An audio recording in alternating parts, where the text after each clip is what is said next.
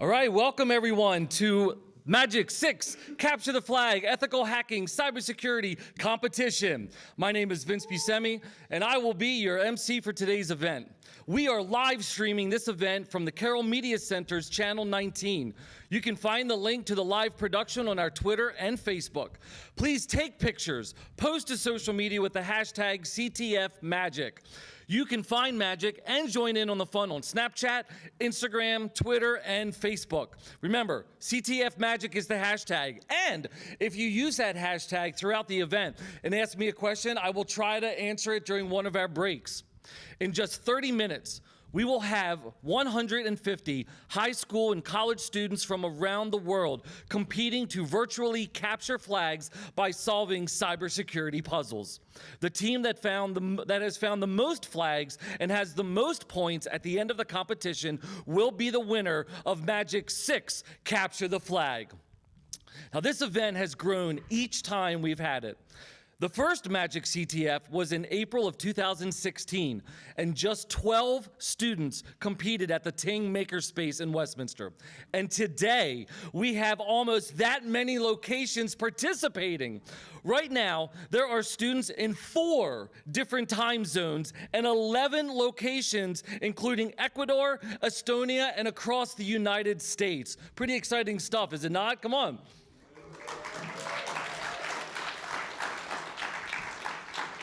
Now, MAGIC stands for the Mid-Atlantic Gigabit Innovation Collaboratory.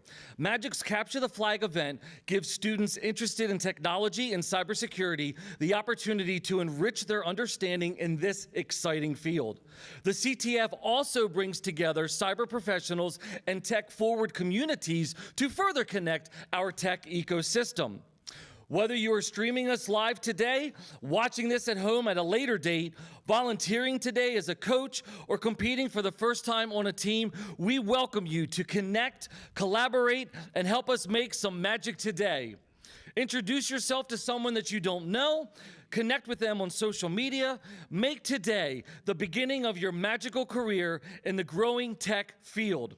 Now, I'm excited to pass this over to Amy Rupp, Executive Director for MAGIC, to tell us a little bit more about today's event. Amy. Thank you, Vince. Vince is our MC today, guys. Let's give him a round of applause. He's awesome.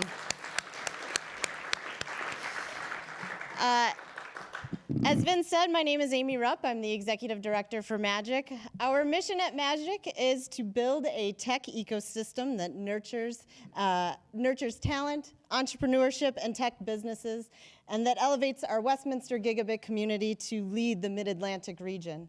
Today, we're at our Capture the Flag event here. Our focus is on cybersecurity workforce. So that means we're helping all of you to acquire new skills, grow those skills, grow your professional network, and find careers in the tech field. We're here today to connect high school students, college students, and non-traditional college students with local tech professionals and community leaders who have an interest in preparing their workforce for careers in cybersecurity and in technology. So this network of people includes our sponsors, our partners, our locations, and our volunteers, and I want to take some time to thank all of them today. So Magic 6 Capture the Flag is sponsored by Carroll Community College. And I know we have some students here today from Carroll Community College. Woohoo! Thank you guys for being here. Thanks for competing. Thank you, Carroll Community College, for your support. We also have the Carroll County Chamber of Commerce here as a sponsor, and Mike McMullen is going to be here later today. Thank you, Mike, and thank you to the Chamber for your support. Ting Internet is a sponsor, as well as one of our other host locations in Sandpoint, Idaho. And today here in Westminster, we have Russ Showerman as a volunteer. Thank you, Russ, for being here, and thank you for Ting's support. We also have 4 sponsors that weren't able to be here today. CTC Technology and Energy, Carroll Hospital Center, Barnes Bollinger Insurance Services, and Yesti. Let's give all of our sponsors a round of applause.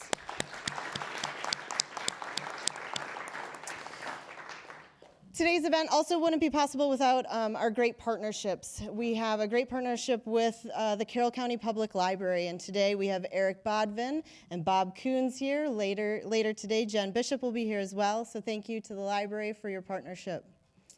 System Source is another great partner. Bob Roswell has been instrumental in helping us to expand this event. and the partnership of the Carroll Tech Council. They have donated tech equipment for us to use today and going forward at some of our events and helping us to reach new participants. So thank you to the Tech Council and to Katie Townsley, the executive director there. I'd also like to make a special thanks to the City of Westminster for their ongoing support, as well as Hill Development Group. So one more round of applause for our sponsors, partners, and supporters. So as Vince mentioned, we have 11 locations competing, and they're competing from around the world, and many of them are live streaming with us today as well. And so we're going to start by welcoming our first-time locations. We have 7 first-time locations in Paide, Estonia, which is Westminster's sister city. We have students participating at their high school. So it's a little after 6 p.m. in Paide right now, so those students are playing in the evening. So welcome to the CTF Paide. We're excited to have you, and we're glad that you're here participating with us. Yes, yay, yay, Paide. In Quito, Ecuador, where it's just a little after 11 o'clock in the morning in Quito, we have students that are participating there from their school. It's good to see all of you, Quito. Welcome to the competition. They're live streaming in Quito, so we're excited to have them here. Best of luck to all the competitors in Quito.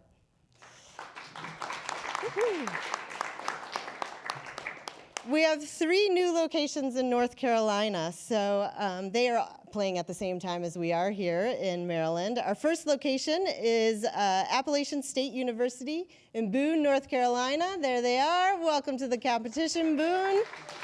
We're excited to have you guys here. Best of luck to you in Boone. Our second location in North Carolina is Fayetteville State University. They're playing in Fayetteville, North Carolina.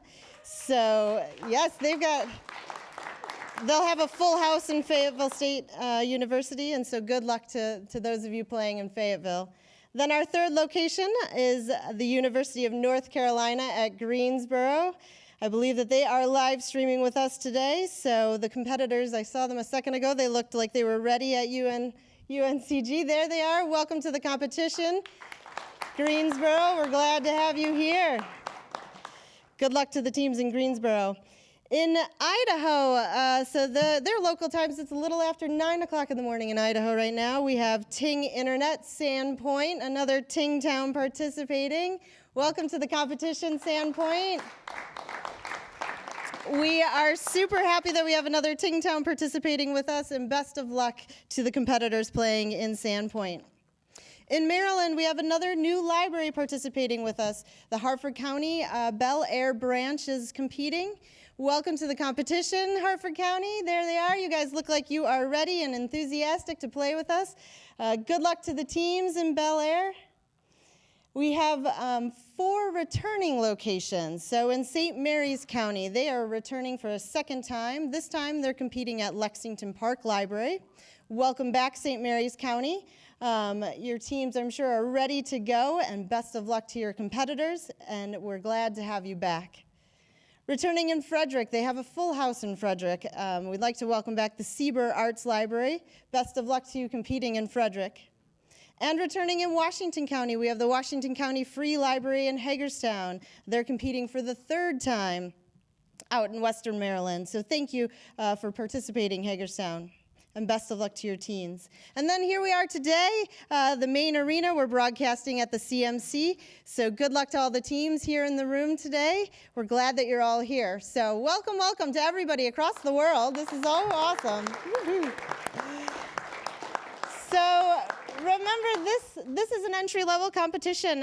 We want to make sure that you're connecting with all the volunteers. And so my last thank you goes out to all of the volunteers at every location. So thank you for participating. Thank you for helping to guide and encourage the next generation of cybersecurity professionals. Students, make sure that you introduce yourself to the coaches and to the volunteers here today, and ask questions. And so with that, I'm going to pass it over to Vince.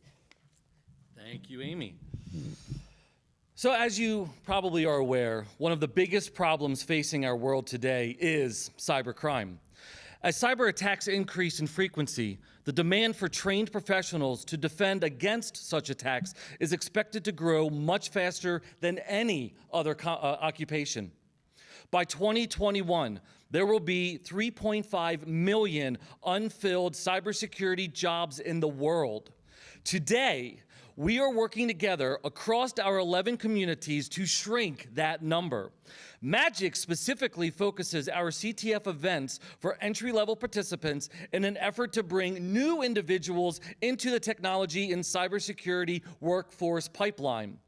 Today, your teams are going to work through a series of cybersecurity puzzles to find hidden flags. These flags are lines of code inside of curly brackets. You'll enter the flags into a scoreboard to earn points. The team with the most points first is our winner. And that is worldwide, by the way. So we're not just competing with each other here and at the locations, but it's all locations together will be competing, which is really super exciting. We have, let me see, probably about 20 minutes, less than 20 minutes to go until our competition begins. For our friends streaming us or watching us on our replay in the future, you have tuned in to Magic's Capture the Flag Ethical Hacking Cybersecurity Competition. So again, this entry-level competition is for students with a range of skills. For some, it's their very first Capture the Flag competition. By show of hands here in Westminster, how many first-time participants do we have at a CTF event for Magic? Show of hands, raise them up. All right, it's more than half the crowd here. That's great. How many are returning folks? Teams before? Yeah. How many times? One time before? Yeah. Okay. Fantastic. Well, welcome again to you all. So for some, again, it's their first, others have played before, and each time I think everyone wants to achieve a better score than they did the previous year. And so Magic's goal in putting on this competition is to help all of our students show off the skills that they have, learn new skills, and connect them with others in the tech industry. In just a few minutes, teams of 2 to 4 students will work together through a series of cybersecurity puzzles set up in a Jeopardy-style format. In solving the puzzle, they will find hidden flags and earn points based on the difficulty of that puzzle. Before we begin, we have brought back Jonathan and Joshua Woodward, 2 of the members of the green team who finished all the puzzles and came in first place at the 4th CTF. So come on up, Jonathan and Joshua.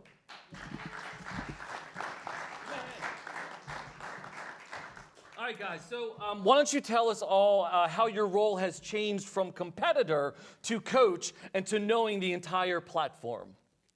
So from our main thing that changed is starting out is like your view. You're completely changing. You're the one helping out people. You're setting up all the puzzles. You're doing all sorts of stuff. I know from once you know enough of the puzzles and how things work that you can teach it to others, you definitely know you can do it. You know what you're doing. It's a great learning experience. I know, like, there's a saying where, like, you can't completely learn how to do something until you teach it to somebody. That I completely agree with that statement.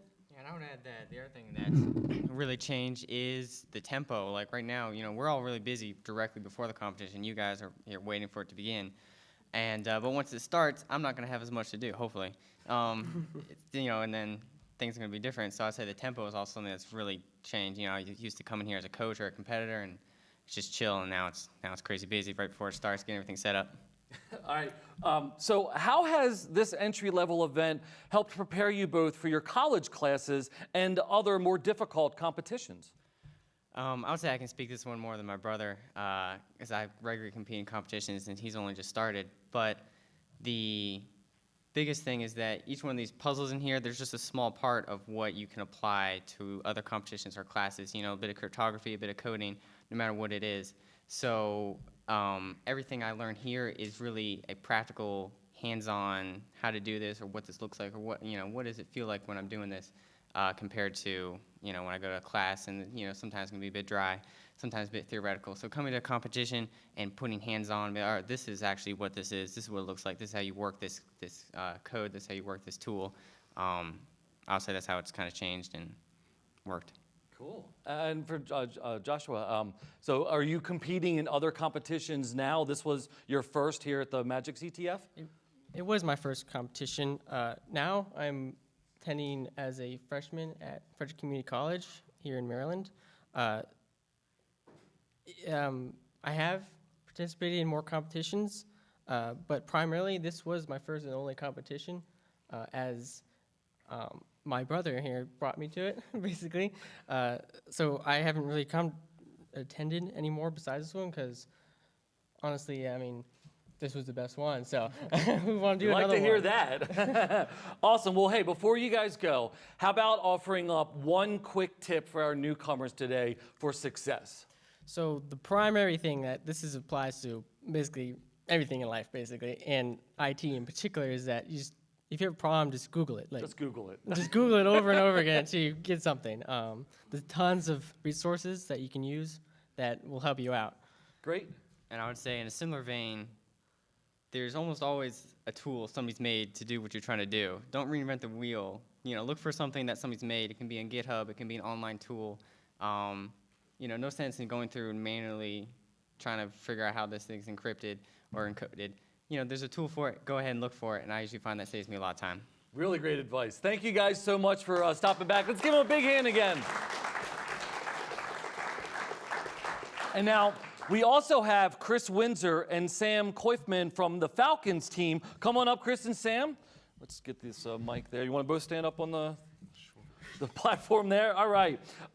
So Chris and Sam have participated in all of Magic's previous CTFs and are back as coaches this time. Thank you guys for being here. So how have you both seen this event change from the first CTF until today? Well, mainly it's mostly the competition size. That's grown from like 15 people up to 150, which is really great. And the skill level is still entry level, so every year we both got better and better at doing what we do. And that's about it. Cool. Want to add anything? Yeah, just as he said, the competition size is really cool to see, especially being able to see competition spreading all around the world. It's really incredible to be able to compete with people all the way down in Ecuador and people all the way on the complete opposite side of the world over in Ecuador. It's really awesome to be able to participate in an event like that. I couldn't agree more. That's fantastic. Now, I've heard that we have, and I've seen this, new scoreboard. And I believe that you two had something to do with it. Is that right? Yes. So why don't you go ahead and explain what this new scoreboard is all about? So have been the one taking the lead on making this new scoreboard over the past summer. As you'll notice as soon as you log in, the biggest change to this scoreboard is just the general appearance of it.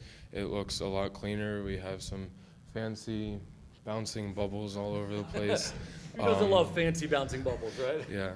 The scoreboard, automatically scrolls, so we'll be able to see everyone competing. Locations are now displayed there alongside the team and their score.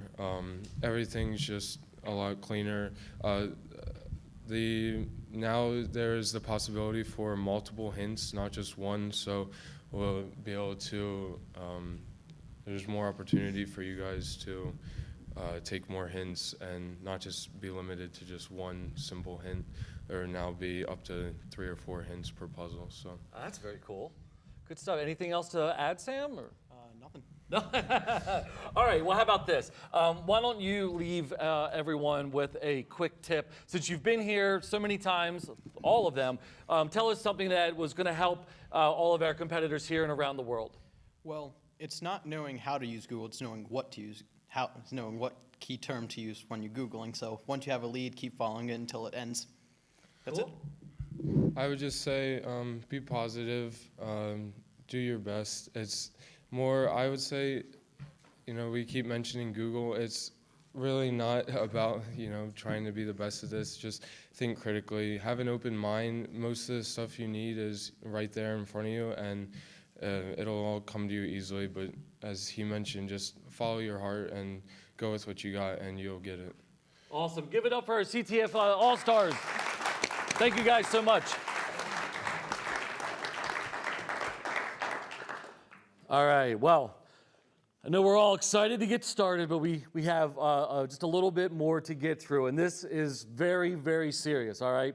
So we're talking a lot about cybersecurity and about hacking and all of those things. But we really need to be very conscious about what it is that we're doing and the fact that we're doing this in an ethical way as we're learning what to do to prevent actual hacking illegally from happening. So we have with us again today Sheriff Jim DeWeese from the Carroll County's Sheriff's Office to remind us about the seriousness of cybercrime and the importance of using what you learn here today for good. Because as I said before, this is an ethical hacking competition. Please give it up for Sheriff Jim DeWeese. Sheriff.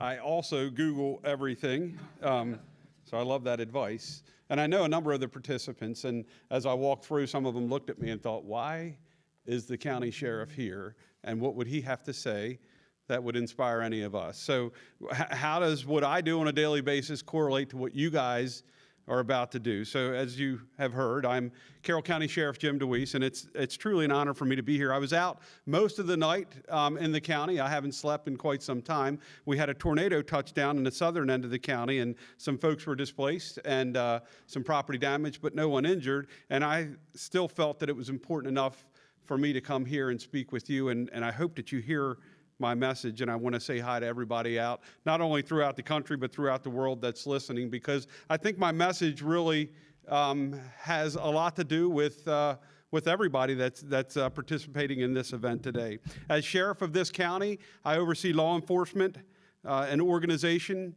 that oversees a population of about 172,000 citizens. I oversee both law enforcement and corrections for this county and deal with cybercrime on a daily basis. Throughout a calendar year, it is not uncommon for deputies and detectives with my office to investigate everything from identity theft to human trafficking through the internet. Think about this. I get up each morning, shave, put on my uniform, and go into my patrol vehicle and travel to work on a daily basis. I look a little different Monday through Friday than I do today, a little more professional. Being a police officer is my job, and it has been for nearly 30 years.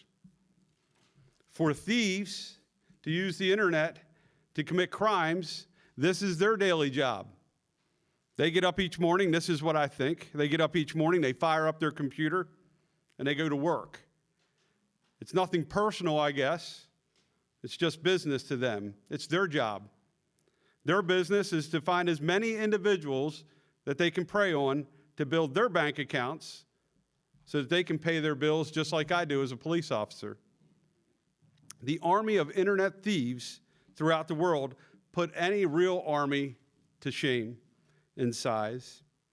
Then comes in all of you. And I like to say this because I am so deficient in what you guys are about to do. I think you have superpowers. I truly believe that you have superpowers. The power to work with the internet companies and software designers and ethically see if you can hack a site and expose its vulnerabilities, so that it saves people from extreme grief, loss of lifetime savings, identity theft, and more. One of the larger issues that law enforcement faces today are the amount of applications or apps on smartphones, encrypted phones that are password protected. You guys know this. My office seizes hundreds of phones each year and pays thousands of dollars in an attempt to legally access important data on these devices. I imagine that someday, a few of you will be working for companies that design software to keep guys like me from accessing those apps. I also imagine that some of you will be working down the street and you will be developing software for me that provides me legal access to the data that I so desperately need. Think about this. Today, when a child goes missing, or an internet crime occurs, we don't all need to respond physically in law enforcement. We are able to access digital footprints left by the missing and direct responding deputies more efficiently. How many times have you heard public jurisdictions like mine and throughout the country having their servers held hostage or for ransom? Happens every day. My office, like many police departments, have elaborate computer-aided dispatch systems and records management systems that house nearly 30 years of data that are vitally important to how I do business. Hospitals have vital data and records and information that, if gotten hold of, would cripple an institution. Think about it. Can you imagine if someone were able to hack into my files, steal all of our data?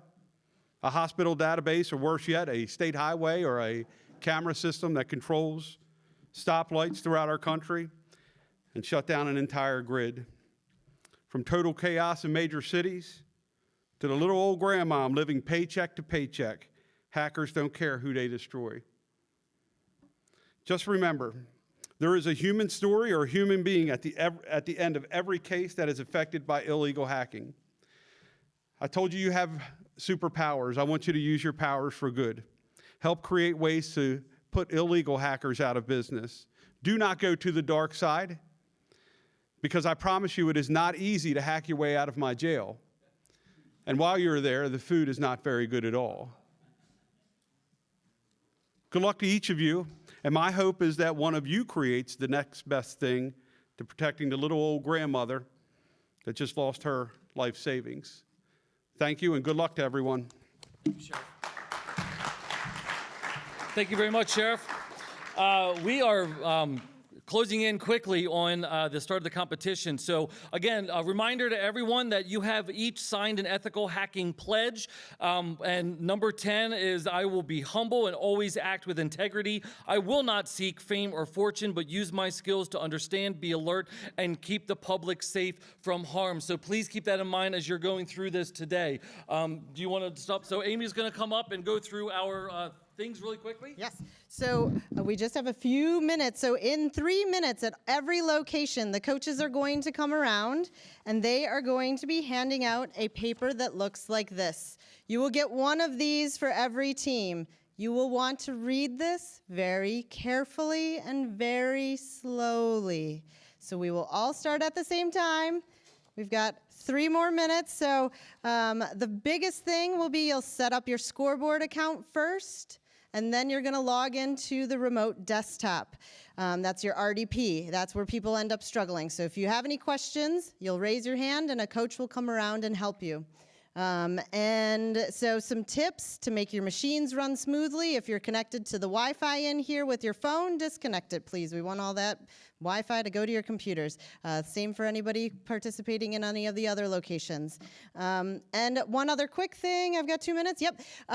If your teammate clicks on a hint, that means you are gonna lose some points.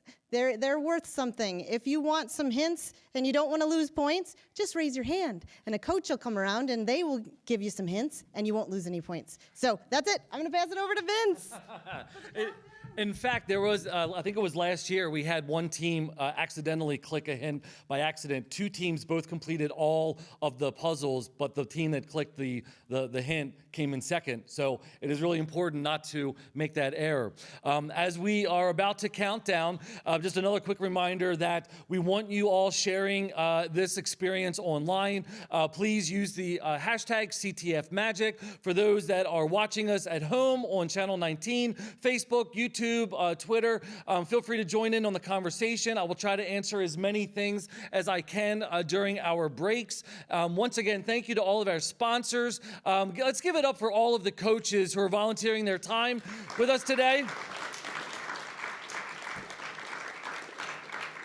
You know, this can't run without the success of a lot of different people doing a lot of different things simultaneously really, really, really well. So to all of our remote locations, everyone that helped set up a computer and a live stream, to our friends right here at the CMC, back in the booth, running all of the cameras all across this place, we really say thank you again, and we're excited that you're all here. So without further ado, we've got 15 seconds to go. Use that hashtag CTFMagic.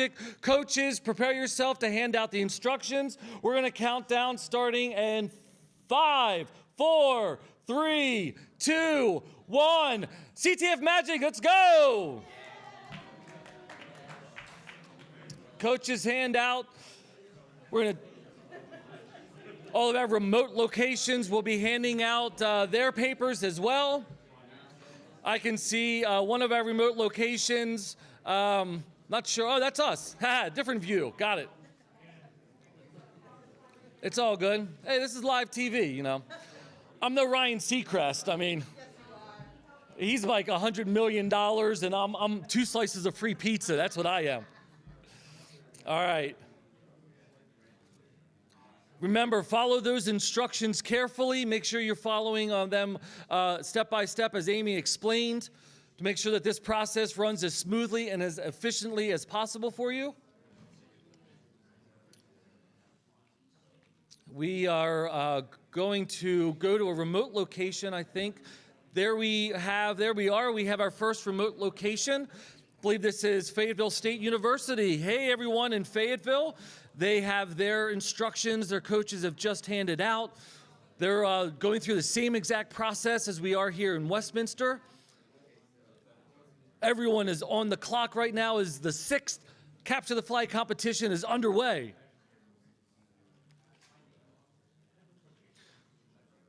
Back here in our Westminster War Room. I don't know what we're calling this. I feel like by the end of this competition, with the main arena, that's right, yeah, the main arena, right here in Westminster, Maryland, in the heart of Carroll County, Maryland.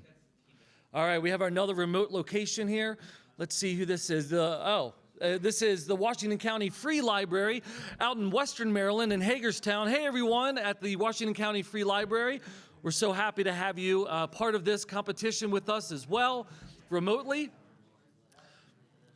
Much like what happens here, no one pays attention to the Magic Man up here because they are just so intense and they're logging in. They're trying to solve their first puzzle already. But hey, this is what they pay me the big bucks for. If I keep talking, I get a 3rd slice of pizza. It's true. All right, let's go around. Let's see, who do we have here now? Our next remote location. Oh, our first time competition, right? Is this Bel Air? First time joining us from Harford County Library. Thank you so much to everyone out in Bel Air branch in Bel Air, Maryland. Thank you for joining us. We've got a good size group there. Fantastic. I absolutely love that we have 4 time zones represented today. 4 time zones, can you believe it? Mr. Mike McMullen in the house, President of the Chamber of Commerce. Thank you so, Mike. Thank you for your support. We'll be talking a little bit later, buddy.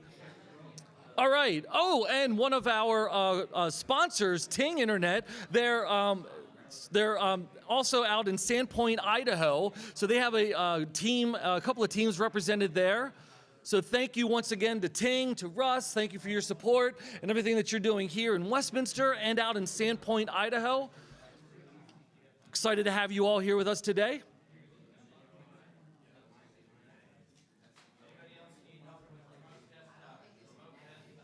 Remember, your coaches are here to help you. Feel free to raise your hand and ask for a coach's help at any time. Our scoreboard is already actively scrolling through all of our 0 points right now. Is there one? Oh, we've got a couple at the top. Look at this. So at the top of our scoreboard, we'll always show the top 3 teams from across the competition. So all 11 locations, our 150 students from around the world. So what we've got the irrelevance from Ecuador. Look at Quito, Ecuador, up on top already, guys. Fantastic. We've got the first 2 spots from Quito, Ecuador. That's great. Now we've got Logang coming in from right here in Westminster. It's fantastic. And I'll be checking in with all of these points throughout the day. So whenever you are completing a puzzle, you can always check the scoreboard to see where we are. And good luck to everyone. Thank you.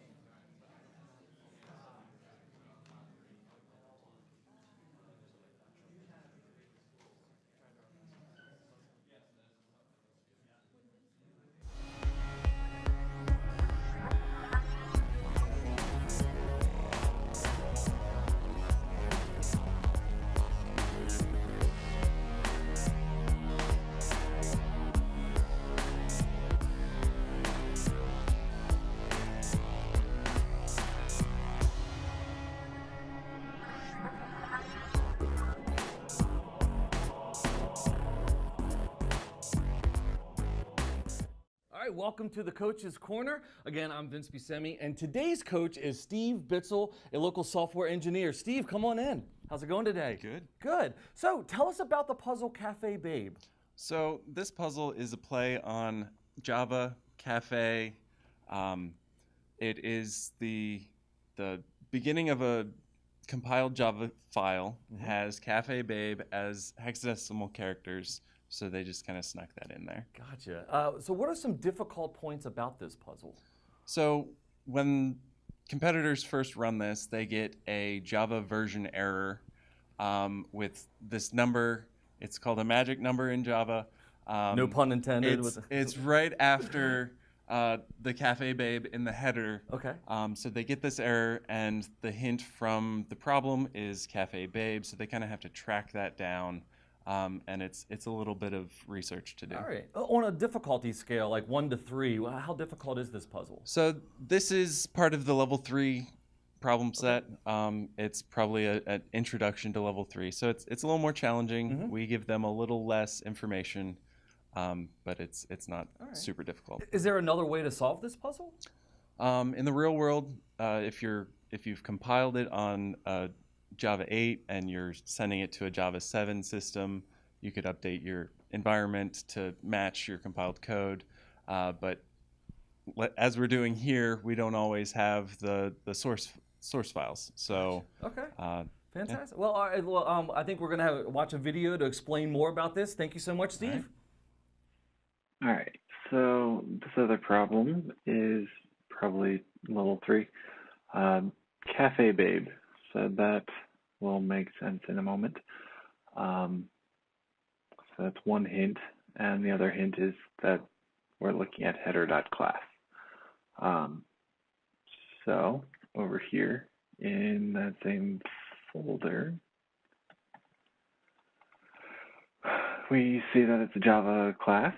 So let's run the file. And we get that it is an unsupported major minor version 52.0.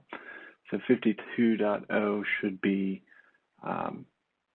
Java 8, and currently we have Java 6 installed on here. So it's not going to work because that's above the current version, which is 50, which is defined in Wikipedia page for class file. So down here we can see first 4 Cafe Babe, then there's 2 bytes, and then the next 2 bytes will be 35, 34, 33, etc. So we need 32 in the header, and we currently have 34. So let me go back here. And we can see that by using XXD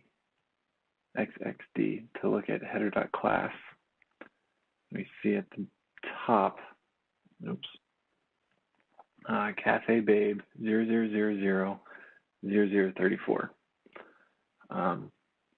So all I did to set this problem up was change the 32 to a 34, and it was no longer to open it. So this was actually compiled with Java 6. So what we can do is open up, just like in the, there's an earlier problem that used the same method. We can open up the hex editor.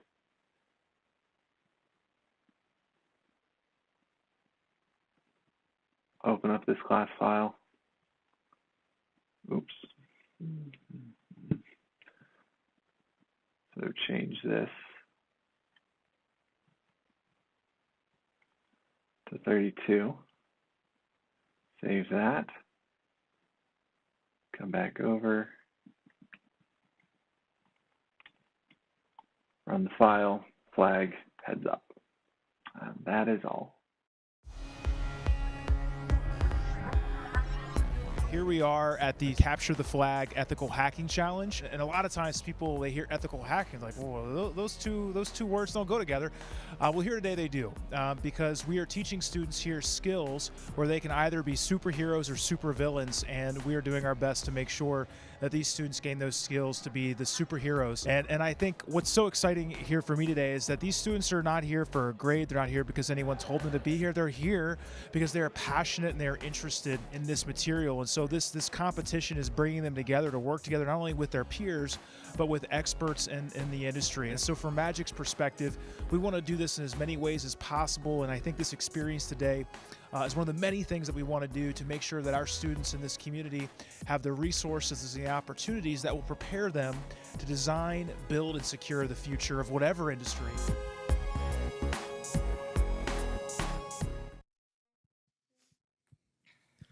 All right, welcome everyone. Once again, I am Vince Buscemi, and I'm emceeing the Magic 6 CTF event, and we're in the interview room, and I have one of my good friends, Katie Townsley, who is the Executive Director of the Carroll Technology Council right here in Carroll County, Maryland. Welcome, Katie. Hi, Vince. Thanks for having me. Absolutely. Thank you so much for being here. Why don't you tell us a little bit about CTC and some of the things that you have coming up with the Tech Council? Sure. So the Tech Council is a nonprofit organization that's independent. Our mission is to provide leadership, resources, and information to expand technology growth in Carroll County. So we are a business-based membership, but our businesses also have a huge heart with philanthropy.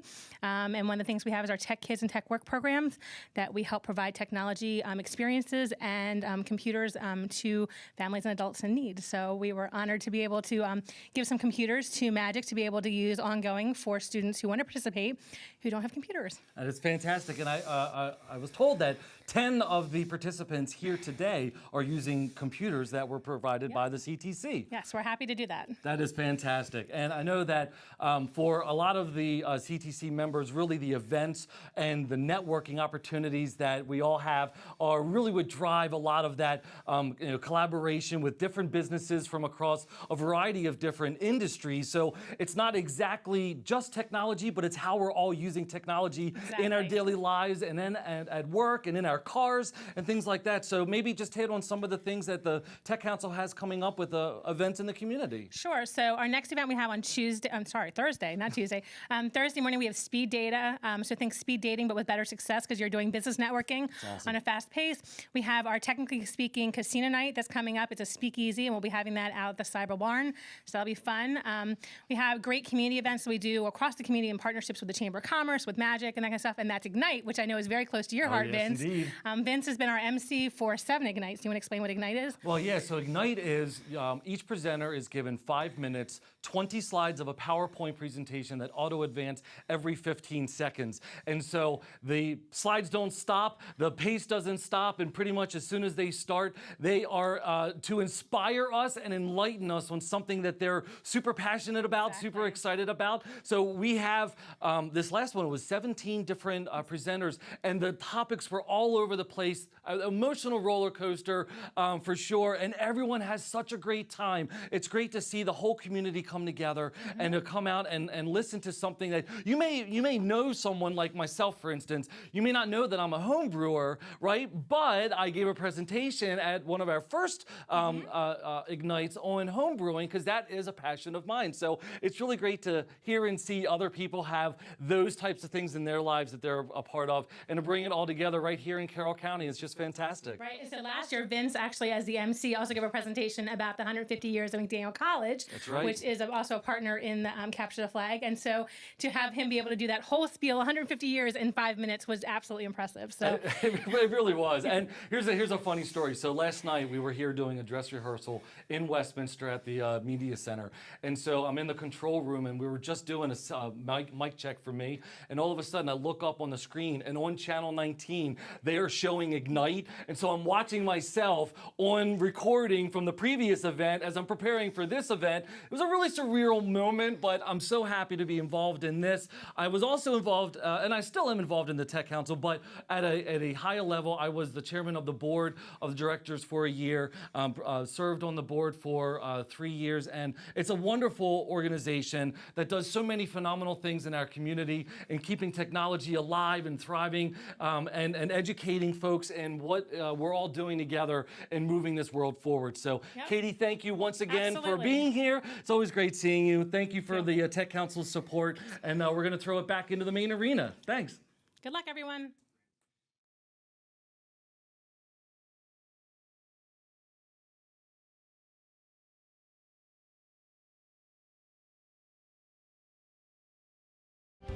Carroll Hospital is your baby's first home. Carroll Hospital is advanced technologies and modern, comfortable facilities. Carroll Hospital is board-certified doctors and a staff that's ranked among Maryland's best. Carroll Hospital is access to the resources you need to get and stay healthy. Carroll Hospital is quality care whenever you need it. Carroll Hospital is LifeBridge Health. To find a Carroll doctor, call 410-601-WELL. Life is an adventure. So is going to college.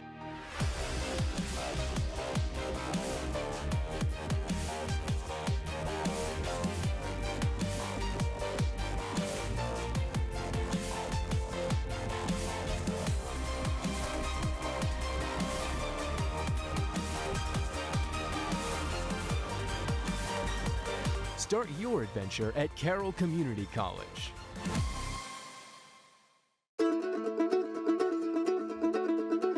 Catch that train, 'cause it's moving on. Catch that train, 'cause it's moving on. Catch that train, 'cause it's moving on. And it might pass you by before too long. Get it now. Crazy fast fiber internet is here, built by Westminster and powered by Ting. See if the best internet is in your neighborhood at ting.com/Westminster.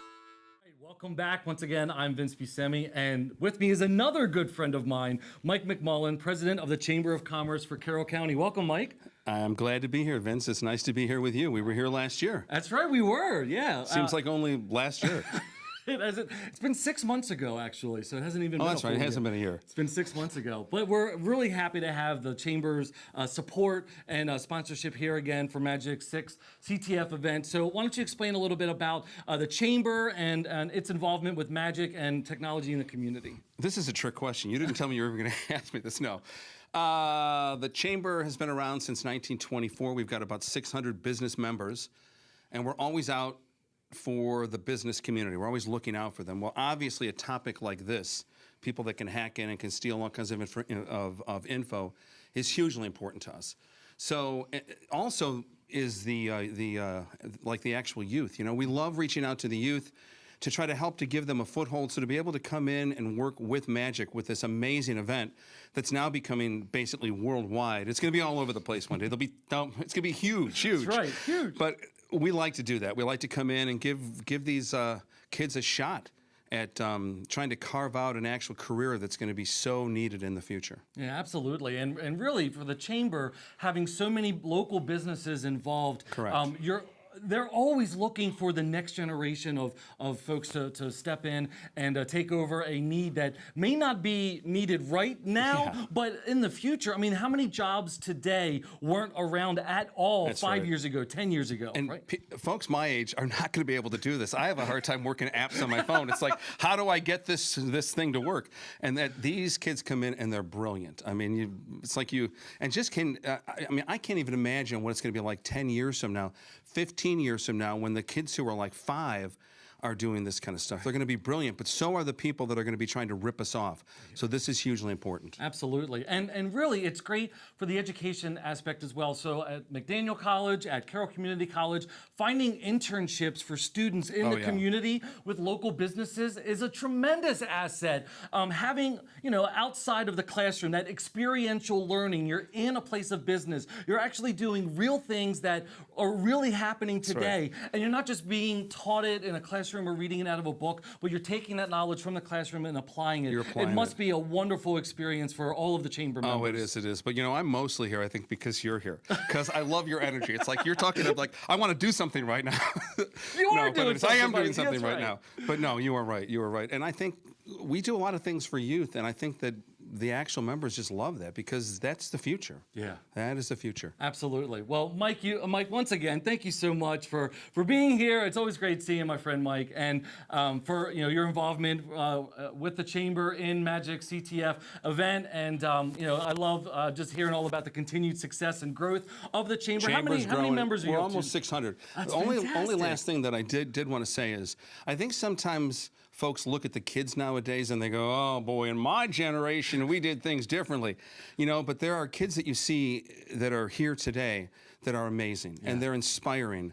And they're going through things in their life that we maybe forget that when we were younger, huge things we went through. I mean, I remember things when I was in my teens. I mean, it sticks with you for your life. And if we can give them a chance to use this as a springboard, that's what we want. Fantastic. All right, Words my of man. wisdom right there. Thank you so much. Again, Mike, we're going to send it back into the arena. Thank you.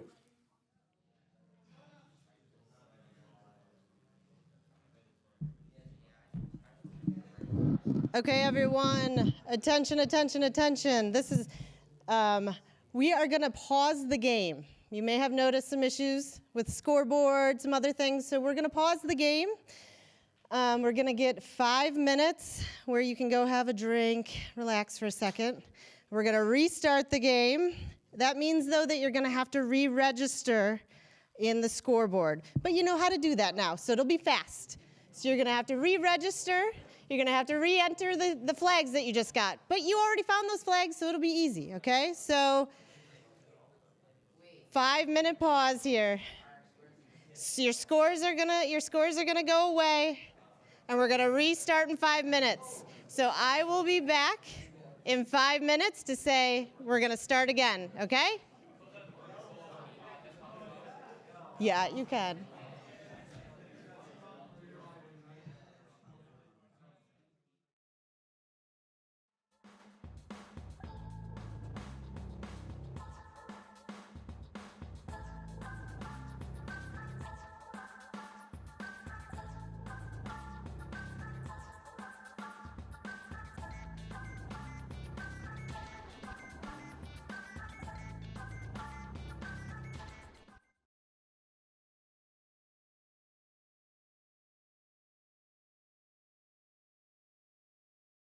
All right, we are back in the coach's corner. I'm Vince, and I have with me Steve Bitzel. Steve, come on in, buddy.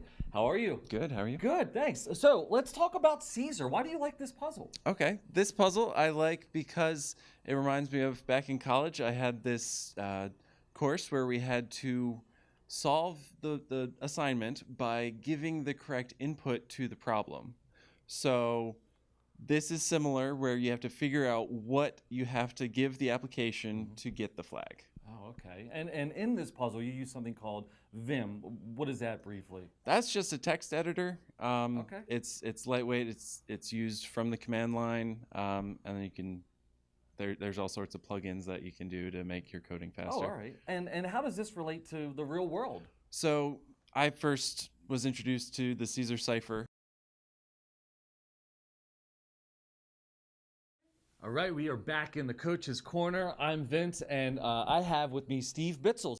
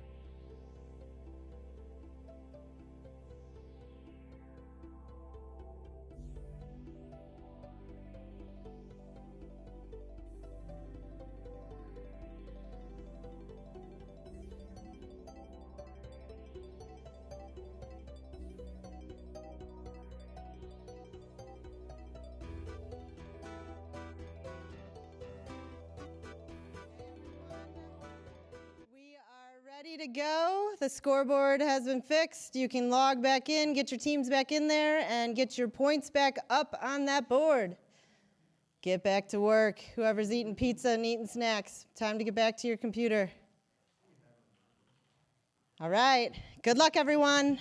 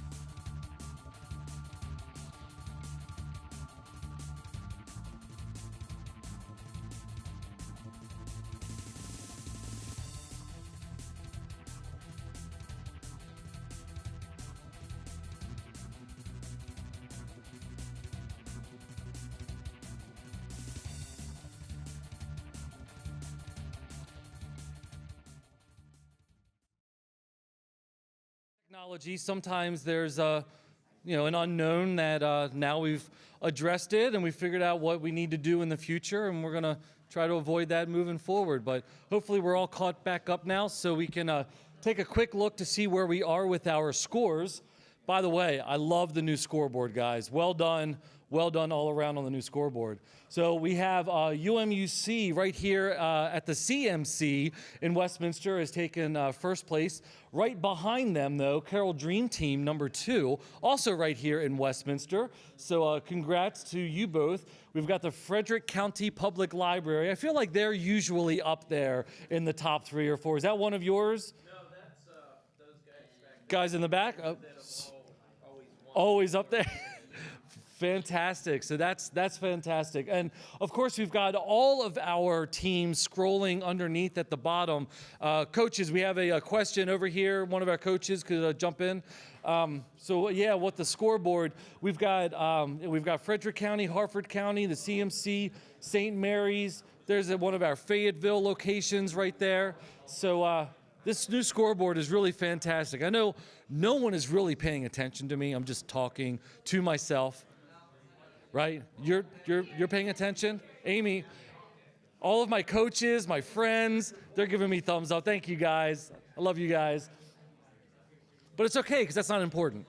What's important is that you guys are doing a fantastic job right now. Thanks so much again for kind of, bearing with us while we reset everything and able to jump back in with the scoreboard. It's amazing how many different time zones that we have across the world. So, in fact, I think we're going to throw it to one of our remote locations right now and check in with them and see how they're doing.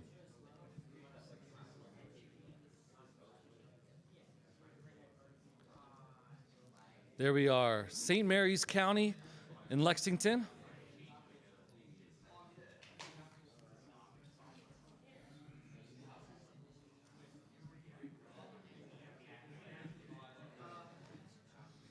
All right. Thank you, St. Mary's.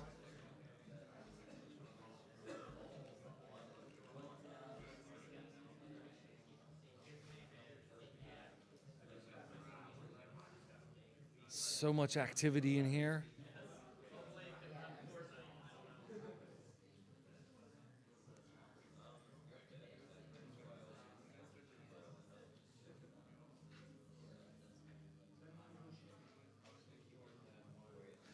There we have our next remote location we're checking in on. That is University of North Carolina at Greensboro. How's it going, everybody down there in Greensboro? The same time zone as us. It's fantastic. They're all working together. That's like one big team down there. Just one big team. I don't know how many we actually have. It looks like just one collaborative learning experience, which is fantastic. So thank you, everyone in Greensboro.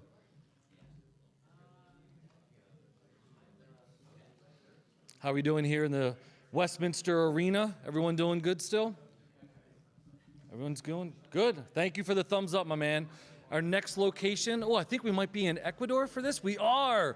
Saint Dominic School in Quito, Ecuador.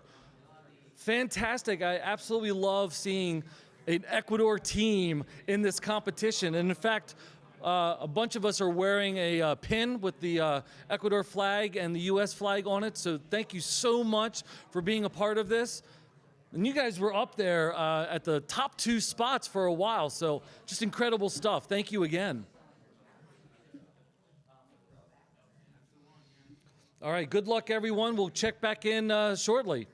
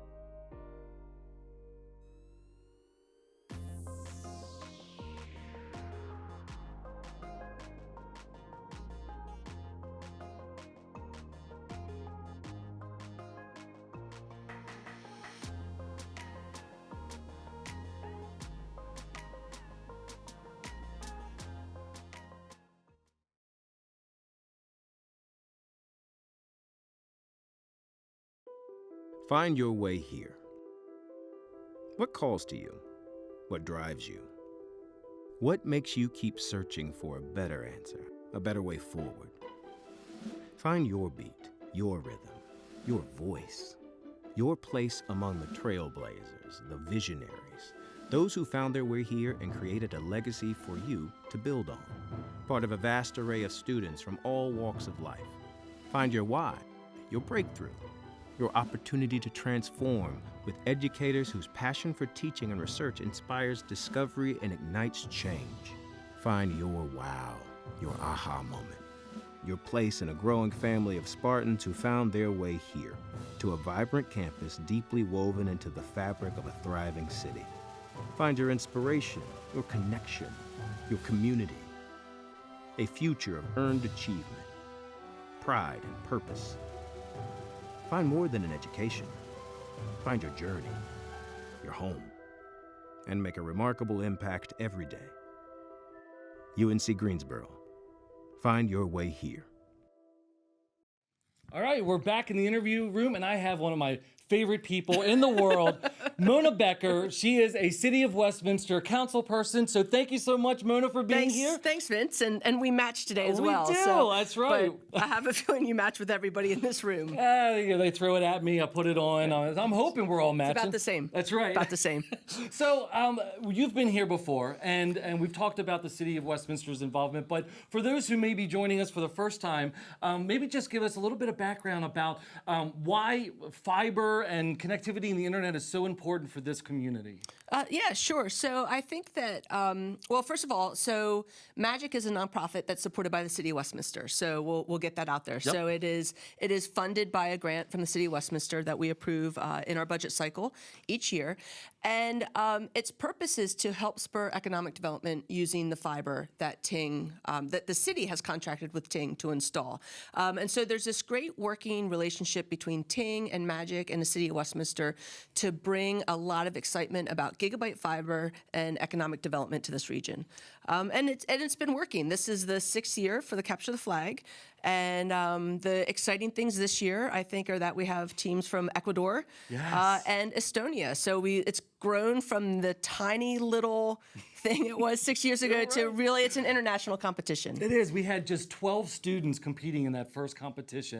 I was not aware it was only 12. 12 students. And it was at the Maker's Space, It was at the Ting right? Maker Space, Okay. that's right. And now we have over 11, I guess we have 11 remote satellite locations, host locations worldwide, which is just fantastic. Right. And I mean, really, that just shows the power and strength of the internet, and that our little town of Westminster is really not so little. And I think that that's the other really cool thing, too, is that, we're not a big city.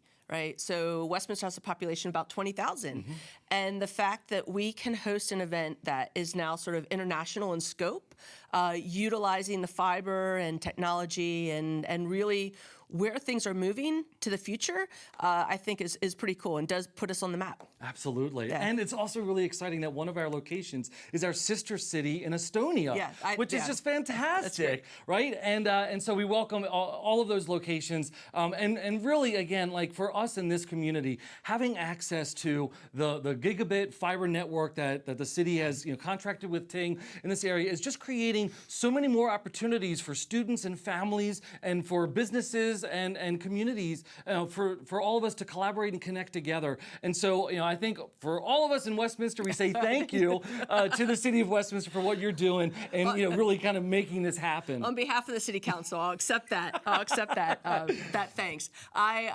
We actually just got Ting this summer, so they finally came. Did you? Oh, cool. I know. So we were phase 3, so we were several Awesome. years down the road, and we've been very happy with it. And the work that I do involved with the school system in Carroll County, a number of my students have Ting as cool. well, and so I hear lots of positive things about it in the community. And it's hard to believe that we're in the last phase of construction That's unreal. for that. I mean, that project has been ahead of schedule. And really coming through Westminster and providing the residents with gigabyte fiber. So That's amazing. It's been a good thing. It's been a good really thing has. for sure. Yeah. Is there? So I'm gonna put you on the spot. Uh-oh. Is there any talk about maybe bumping the boundary out just a little? Because I am just on the outside of Westminster. So for me personally, I'm wondering. My first answer to that question is that is a perfect reason to move into the city of Westminster. Well played. So Well please played. come if you're right outside the city and would like to have Ting. The best way to get it is to move into the city of Westminster. Good point. Secondly, there is some talk about if you are on city water and sewer, that because that infrastructure is there, Great. that it could be moved out during the next phase, but there's nothing solid in the works there. If you're far enough outside the city that you're not on water and sewer, you gotta talk to your commissioners. Yep. Gotta talk to your county That's a commissioner great for that. point. Or move into the city. I'm just saying, there's a lot going on here. So It is true. And once again, thank you so much for everything that you do for this community, not only in your involvement my with the pleasure. city, but My just pleasure. being a force at the strength and conditioning gym and supporting local businesses yeah. and all of that fun stuff. So Mona, thank you once again for everything. Thanks and, a lot, Vince. Yeah, it's great seeing you This as is always. my one time a year where I get to hang out with this guy. I know, right? We have such a great time. It's just 5 minutes too. We're gonna have to fix that and go to Jeannie Burr. What do you say? That'd be perfect. You want to go now? All right, let's go right now. All right, All right, we'll see you see ya. later. See you guys. We're gonna throw it to one of our remote locations now.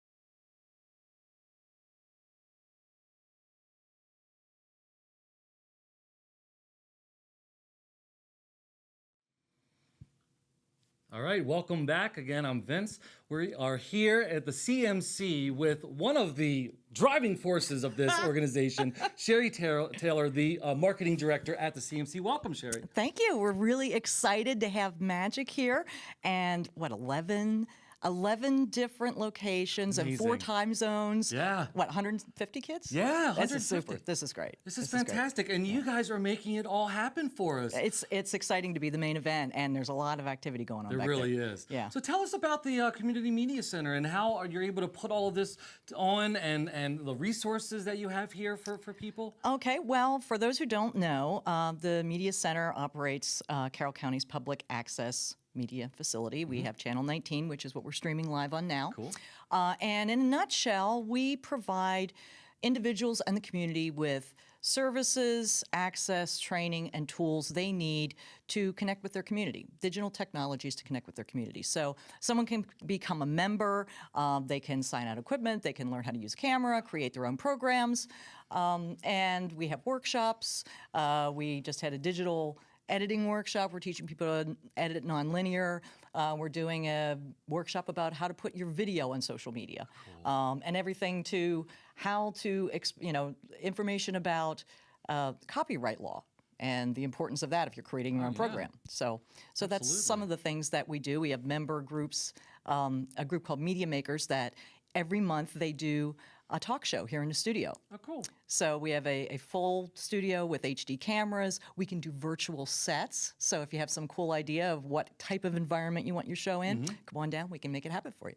That's really fantastic. And it doesn't just stop with things that you can do here, but you have a mobile command center. I just made that up. I don't know if that's what it is, but a mobile version of that where you go out into the community and are able to capture all of these great events for community organizations all throughout Carroll County. Is that right? Yeah. We do a lot of coverage of local events.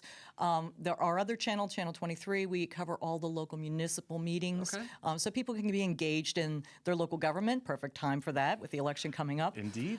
The other exciting thing that we do is we have a really active internship program here. So we offer internships, obviously, in video production, in marketing. We've had some great interns from McDaniel. Fantastic. Send some more my way. That's right. And also IT. So one of our IT interns is actually in the back. She's making sure everything's working, got the stream going, so good job. And we're going to be actually at McDaniel's internship fair this coming week. So, if you're a McDaniel student, stop by our booth, and we'll tell you more about doing that. So Indeed. And so, for this event, it's really about technology. We have this great asset with Ting and the fiber network, and just mentioning the fact that we are streaming this out. That wouldn't be available to us if it wasn't for people that are in the industry, in the tech industry, and really those keeping us safe and not hacking into the Community Media Center.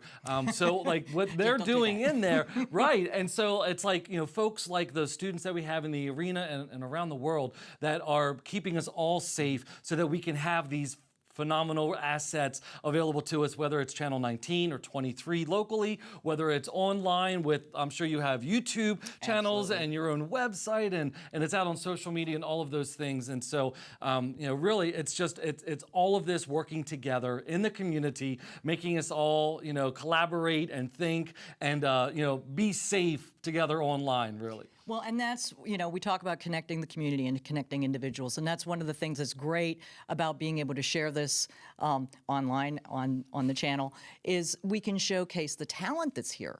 I mean, we got talented kids. Absolutely. And the opportunities. Hey, we got some businesses, attract business to the area because we've got the skill set, and keep our kids here because there's going to be something for them in the future, right? So it's now, but it's also moving forward, and we're just excited to be part of that. Absolutely. Well, we are excited to be a part of this here as well. Thank you again so much for hosting us and having all of these phenomenal people behind the scenes in the control booth, behind the camera, putting this all together, making it all happen. Really, it's a team effort across the board, and we are so delighted to be here again. Thank you so much for sharing your time with us and all of your talents, and we're going to send it back into the arena.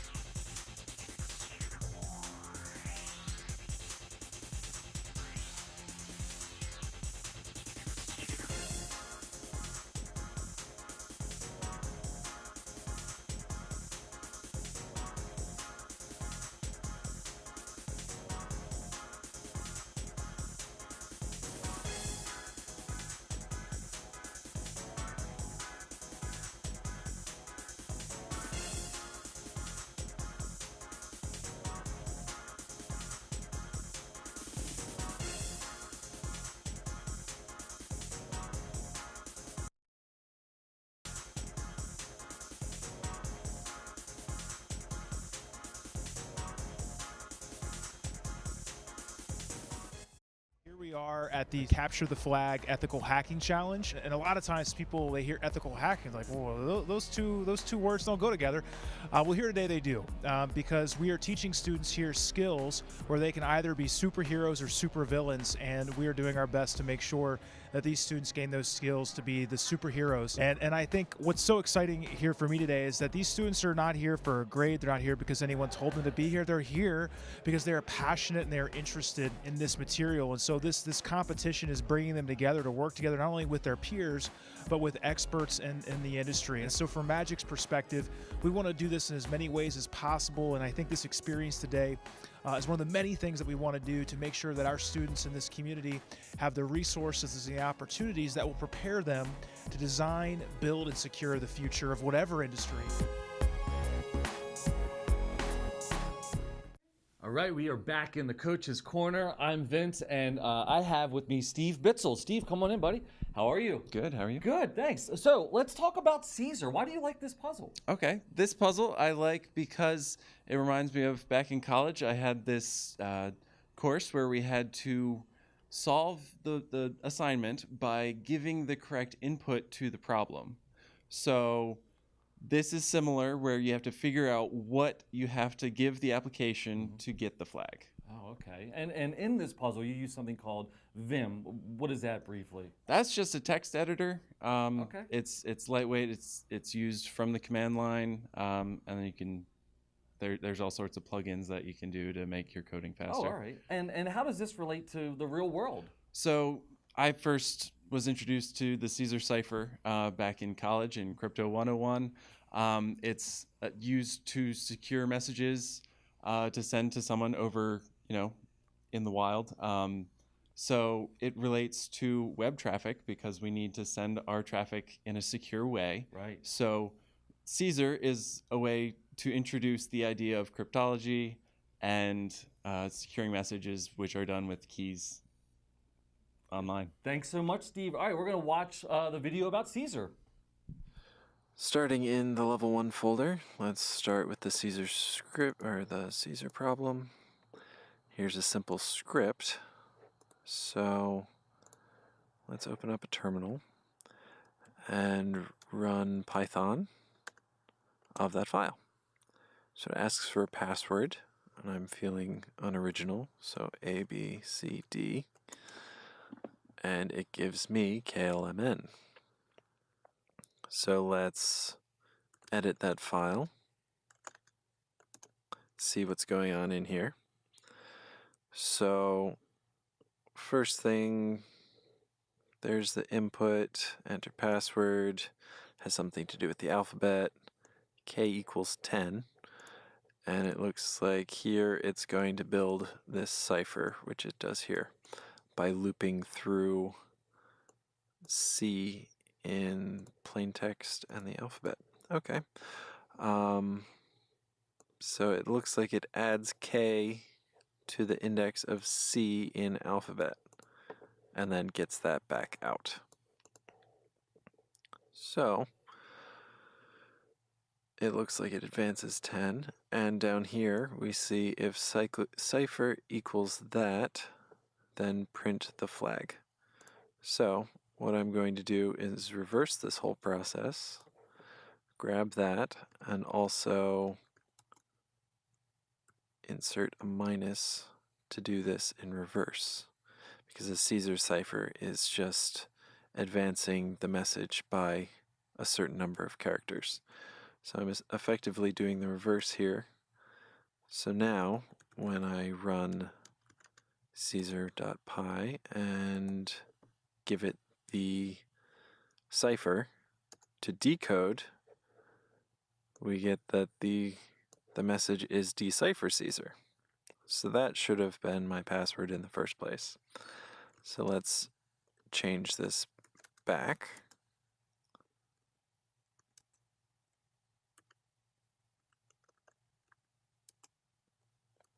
And when we run that with decipher Caesar, we get that as the flag. So decipher Caesar as our flag.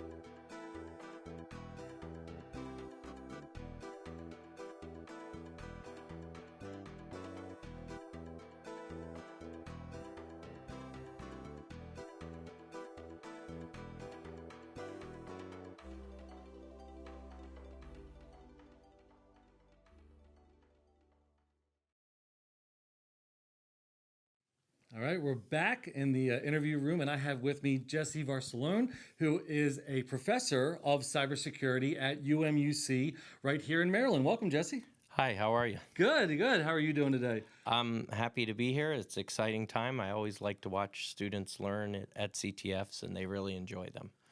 And so talking of students, why don't you explain a little bit about what you do at UMUC and sort of the whole cybersecurity program there? Sure. What's interesting is we have the largest cybersecurity program in the country. We have over 8,000 students in cyber. And I'm in the undergrad school, and we have 210 faculty approximately. I'm the only full-time, so 209 of them are actually working. They're Cisco engineers, they're Microsoft engineers, they're working in forensics, they're working in the field doing something, and they're teaching also. So they're all practitioners. I also do a little here or there things to keep myself current as well. Plus, I've done a lot throughout my career, including work for the Department of Defense. And that's a tremendous resource for the students to be able to have people in the industry, not just reading from a book or speculating what might be happening. They actually know what is happening day in, day out, and they're able to bring that knowledge and experience into the classroom for these students. Yes, I do believe that is why we are one of the largest programs in the country, is because of, having all the practitioners. One of the other exciting things about UMUC for people in the state of Maryland is that if you go to Frederick or Howard or Harford or CCBC, any of our community colleges, Montgomery, Carroll, we'll give a shout out to, once you graduate with your associates, you can pay that rate that you pay at Carroll or CCBC, whatever, for your last 2 years. Now, that's just not a cybersecurity thing. That's you could be English, you could be a business major. Anyone with an associate from the state of Maryland can pay that rate of that community college for the last 2 years, resulting in a very substantial savings on a 4-year college degree. That's right. And for you, the cybersecurity space has just exponentially exploded with the number of students, the interest, and things like that. You and I, we interviewed 4 times ago at the second CTF here. So you've seen this competition grow and just here in Westminster, and now that we're worldwide. But you are involved in a lot of CTFs of your own locally and around the country. And I'm sure you're seeing great interest in those from students of yours and from others just in the industry around. Is that so? It is. There are a lot of colleges have teams now. A lot of places have competitions. As a matter of fact, we're pretty close to a Hood college around here, and I believe they have just recently started in the cyber. So pretty much, pretty soon you're not going to find any college that's not involved. And that's also translating to the high school. The principal's like, where's my cyber team? So, and then now they're talking about filtering it down to the middle school level. And, the expertise of some of the high school students and the middle school students in cyber, and just their ability to code and write programming, it can't be underestimated. I know the student here, I believe his last name is Windsor, he wrote the entire CTF platform. I know my son, he's 11. He codes. It's his passion. He could sit there all day on a computer if I let him, but I don't. Right. So with the CTF, there's a lot that goes into that. You've put on your own CTF competitions. Talk just kind of like through creating puzzles. How difficult is it to come up with new puzzles every single time, for each of these competitions and things like that? Well, the hardest thing for me, I've been doing this so long. I've actually been, a regular computer user since the 80s, and I have a lot of ways to generate this stuff quickly. The biggest thing that I have to do is keep track of what the answer is based on the problem, make sure I have everything set up and have a record of everything in case, you have a problem with a question or something like that. But, for people that have been doing it a long time like me, it's not an extremely difficult thing. I actually run CTFs quite frequently. I actually set one up when I was going to San Diego on the plane with the Southwest Wi-Fi using AWS. So I hosted it in AWS, and when I got to San Diego, it was up there, and I wrote all the challenges while I was on the plane. It's a long flight. So. That is really cool, Jesse. Well, thank you so much for your involvement again. Thank you for your support of our CTF right here in Westminster with Magic. Continued success with UMUC's program and all of the CTFs that you're doing, and for your support with being a coach and seeing some of these students, rising up from middle school and high school and then moving on to a college and beyond. So thank you again for everything. All right, thank you. Appreciate it. All righty, we're going to throw it back to the arena.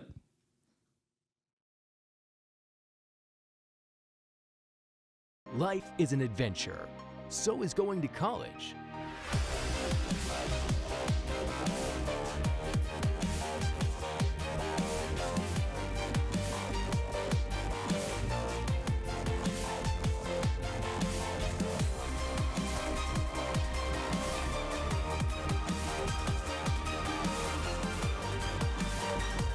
Start your adventure at Carroll Community College.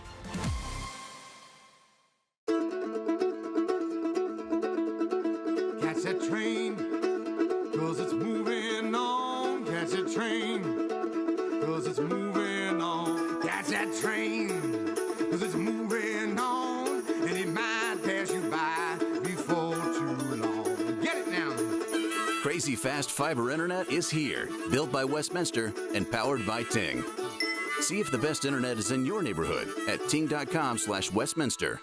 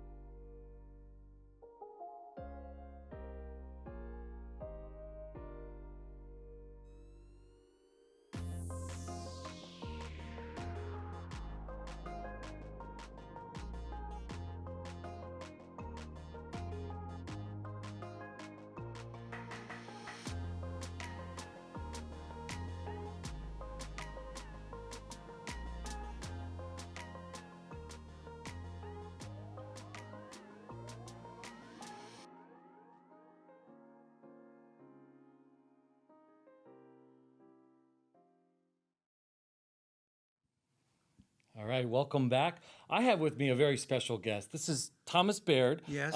And currently with the U.S. Army. I'm the Command Sergeant Major in the Maryland National Guard. I'm the senior enlisted leader in the Maryland National Guard. Yes. Fantastic. And so you have a very special thing to say. So our sister city, Westminster's sister city of Paide, Estonia, was actually set up because of you. Is that right? Well, I made my first trip to Estonia 18 years ago and was very interested in some kind of sister city partnership. So it took a couple years, but in 2002, Westminster and Paide each signed an agreement setting out that we were going to be sister cities. And since then, we've been doing all kinds of exchanges: music, cultural, educational, philanthropic, business exchange. But this is the first cyber exchange, so it's pretty cool. And this is so fascinating to me because cyber is a big deal in Estonia. Is that yeah, correct? Correct. Cyber is really the country of Estonia is really known for cyber. Okay. For example, the NATO Cyber Center of Excellence is in Estonia. They have the high level education in cyber in Estonia is actually instructed in English because they have so many international students that come there to study. So they have a great reputation. They reach down, much like the program here, down to kids. They try to get kids involved in learning code so when they can create the professionals they need, for their economy. Everybody knows Skype. Skype was developed by Estonians. And people don't realize this. Are you kidding me? I'm I had no idea. Absolutely serious. Wow, that is unreal. That is really, really fascinating. So this exercise, this Capture the Flag event today came about because the mayor of Paide, the council president of Paide, and one of their employees visited Westminster back in May. Okay. And as part of that, they met with Dr. Wack and Amy, and they were outlining what magic does. So they talked about this competition. So that day it was decided that they were going to have a team. So I think in the future there'll be more teams. It sounds that way, because yeah. kids, I think the kids are doing pretty well, and they like this. So we'll see how it goes. That is incredible. I had no idea. Yeah. So how difficult was it for Estonia to like get the infrastructure in place for computers and technology? I mean, have they always had it like that, or was there something in place and then they just took it and really expanded with it? Well, Estonia was part of the Soviet Union. It was the Estonian Soviet Socialist Republic. So, along with the others. So when the Soviet Union broke up, Estonia was on its own, and they made a decision to put behind the legacy systems and to start from new. So they basically created an e-government structure where every citizen has a card, they have a unique code, they have an authentication, and that's how they access government services. So they really are far ahead of most nations. It sounds like it. It is. It's very different. This is so fascinating. I had no idea, and really, I mean, I feel like I could talk to you all day about this. How often do you get to travel back to Estonia? I've been there this year 3 times. I'm actually going next week. Are you really? And then I'll go again in December. So probably in my work 3 or 4 times a year. Really? I was just in Paide back in August. Okay. Yeah. So I know I know the mayor very well and the rest of the officials, and we have a good relationship. Yeah. That's awesome. I mean, I've seen the City of Westminster sign right there on Liberty Street and Main Street, and it said Sister City of Paide, and I had no idea that we had such a strong bond like that. You're just really educating me on the beginnings of it, and I had no idea that they had cybersecurity. It was so popular in that area. Yeah. So if you go to the square in Paide, you will find a sign there. And just last October, Lieutenant Governor visited Estonia and Paide. That's really cool. So it's been pretty interesting. Awesome. Well, thank you so much for your time and telling us that story. And I hope that we have more CTF involvement with our sister city in Paide. I know that we have a team out there now, and hopefully we'll see that grow just like we have here. So thank you again for your time and sharing your story. Good enough. Thanks. All righty. Thank you. We're going to throw it back into the arena.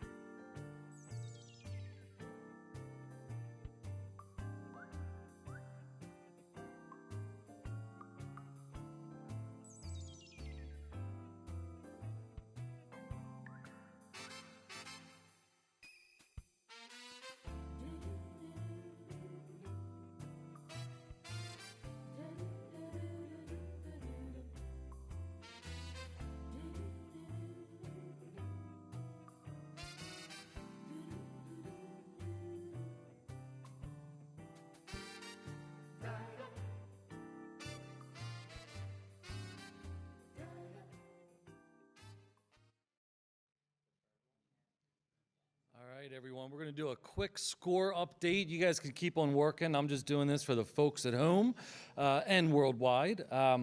Let's put that scoreboard back up there. So right now we've got Carroll Dream Team has overtaken the first spot. They're right here in Westminster. So congrats to the Carroll Dream Team. Oh, what's going on here? There we go. UMUC team is in second place. They are also here at the Community Media Center. And FCC Cyber from Frederick County Community College, Public Library, they are in third place at the moment. And just to give you all a heads up, there is a max number of points that can be scored today at the event, and that is 7,745. So the top three spots are pretty close to, if not just over, that halfway point of getting the max number of points. But we still have a couple of hours to go. So don't give up, keep fighting, keep pushing, keep solving those puzzles and entering in your points, because we have so many people that are below it that just have, there's a couple of teams with 2,500, 2,400, 2,300, and so on and so forth. So keep on pushing. It seems like we've got, everyone is really stacked up in that top 20 right now from across the world. So it's really fantastic to see. So by no means is anyone behind or not able to catch up. We still have plenty of the competition ahead of us, plenty of points and puzzles to solve and to get. So remember, reach out to your coaches. How's everyone feeling so far? We're 1 hour down. We all feeling pretty good? Coach, yep, got some thumbs up going.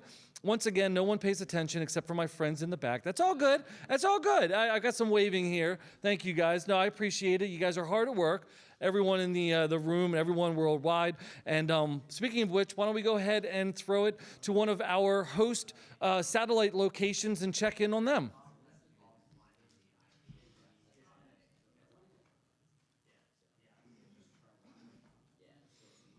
Here we go. Our first satellite location, Washington County Free Library in Hagerstown. Looks like we've got 7 folks in the room there. We've got at least 3 teams, it looks like, maybe a fourth. And we welcome everyone from Western Maryland out in Hagerstown. Thanks for joining us. Hope everyone's having a great time back here in Westminster. Let's see if there's another location that we can check out. I was just talking to the person who really connected Westminster with Estonia. That's a fascinating story. I encourage you all to check it out on the stream when you watch it after the event. Right now we're looking at St. Mary's County Library in Lexington Park, Maryland. What's up, St. Mary's? How's everyone down there? Looks like we've got, again, like maybe 7, 8 students, folks working. We've got at least 4 teams, maybe even 5 down in St. Mary's. So thanks, everyone. I love how they have this like central hub, like nerve center. It's like the brain is right in the center and all of their connections are running towards it. Looks very sci-fi to me. I love it. Good stuff. Remember, share your good times with CTF Magic as a hashtag on Facebook, on Twitter. Snap it. Let us know what you're thinking. Share it with your friends. Tell them how much fun you're having, how exciting it is, how much free pizza you're able to eat, all of the Mountain Dew that's available to you. I mean, seriously, who doesn't want to be here? I'm a Dr. Pepper guy. I don't know about you. I saw some Mountain Dewers in the room outside. So, yeah, we've got all of that available. Our next remote location looks like Harford County Library in Bel Air, Maryland. What's up, everyone up there in Bel Air? Looks like we've got, quite a few folks in participating up there, maybe around 12 or so, several teams. And it looks just like us here. Everyone's huddled around laptops and computers and working through puzzles and trying to do the best that they can and entering in all of those scores to our scoreboard. So everything's running along smoothly. Having a great time. Everyone's being ethical, right? No one's trying to get to my bank account information. You won't find anything there. So don't worry about it. Don't worry about it. All right. We've got another, I think this might be our Ting sister city in Idaho, maybe? It is Ting Internet in Sandpoint, Idaho. There's everyone there wearing their magic shirts representing our Ting partner out there in Idaho. Hope everyone's having a great time. It looks, yeah, I think someone just solved a puzzle. They're very excited, very, very excited. Maybe they did get into my bank account number and found something. I don't know. But there's a lot of cheering and fist pump going on in Idaho right now. So we've got some excited folks, and they're checking out the scoreboard and having a great time as well. I love seeing that excitement, too. We've had some of that in the room here. It's like all of a sudden you throw up like a huge score and big old woohoo. Woohoo! Right? No, nothing. It's all good. That's fine. I'll just start talking about my breakfast again. All right, and finally, we have University of North Carolina at Greensboro. So one of our 3 teams from North Carolina checking us out there. We've got at least 2 teams, and everyone's got their Magic shirts on, and they're entering in their scores and having a great time. Love seeing our North Carolina partners expand. I remember when we had our first, and now we've got 3 separate locations in North Carolina. It's really fantastic, and it shows how much we're spreading the word using CTF Magic hashtag, talking to our friends and family and getting them included in the conversation. So let's see, right now in Estonia, it is 8:07 p.m. So we are rocking it there, late night hours. Looks like we might be in Ecuador. We are, it's Quito, Ecuador at Saint Dominic School. They are, I think it's an hour behind us. Where's my Ecuador? Yes, 1:07 p.m. So I'm glad to have all of those folks down there in Ecuador part of this competition, really making it worldwide in a whole different time zone, 4 different time zones today. It's fantastic. So thanks everyone in Ecuador, and love having you a part of this. I feel like that community is really going to explode as well as far as involvement in the cybersecurity competitions, and we might see some other groups and locations supporting us here with Magic CTF. Everyone keep working hard, and oh, we got one more location before I go. One more, let's see who we have here. This is another North Carolina. This is Appalachian State University in Boone, North Carolina. So there's one of 3 from North Carolina. We just love having that community really supporting us and everything that we're doing here in Westminster and around the world. And we've got, they're wearing their Magic shirts as well. They're hard as work. They're not paying attention to me. It's like I'm seeing like into a portal. Like I just keep seeing the same over and over again. It's fantastic. Love seeing everyone's involvement. And again, we've got coaches in every location. We've got volunteers and sponsors helping out with all of the different remote access and getting internet and connectivity, helping out with the computers and the setup and everything. This is just a fantastic event that we all really enjoy and love being a part of. So I will check back again soon after I do a couple more interviews in the next room.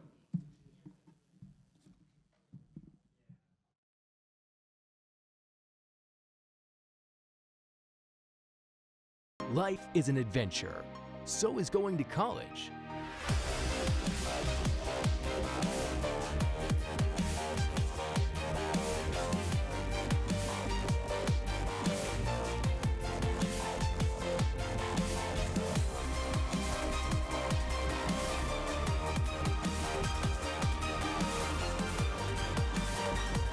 Start your adventure at Carroll Community College.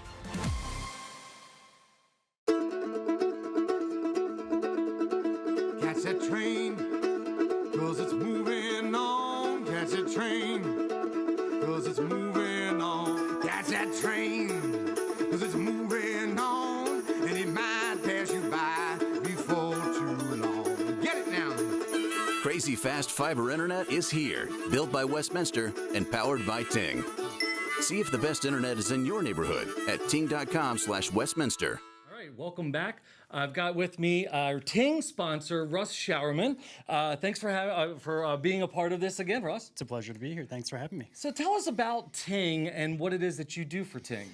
So I'm a fiber installer. Okay.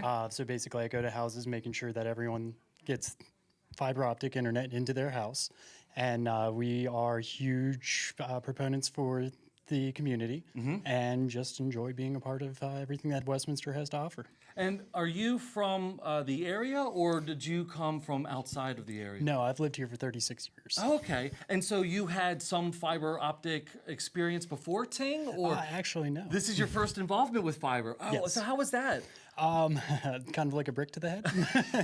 It was fantastic, quick, and just a delight to be a part of. It really. Absolutely. What's it like for you to see this community grow and expand with fiber connectivity? I mean, I'm sure that the folks that you are installing the fiber to their homes, once you get the modem lit up and you've got you're probably showing them the download speeds. Right. The first thing, let me see and show you what you have going on. What has that experience been like for you? Magical. Yeah. It ranges anywhere from who's coming off of coaxial all the way down to I had an install with a woman who was running at a 21.1 dial-up internet who, when I finished, she was even like, well, I can't be on my phone. I was like, sweetheart, please call your friend and tell her about the video you're watching right now, please.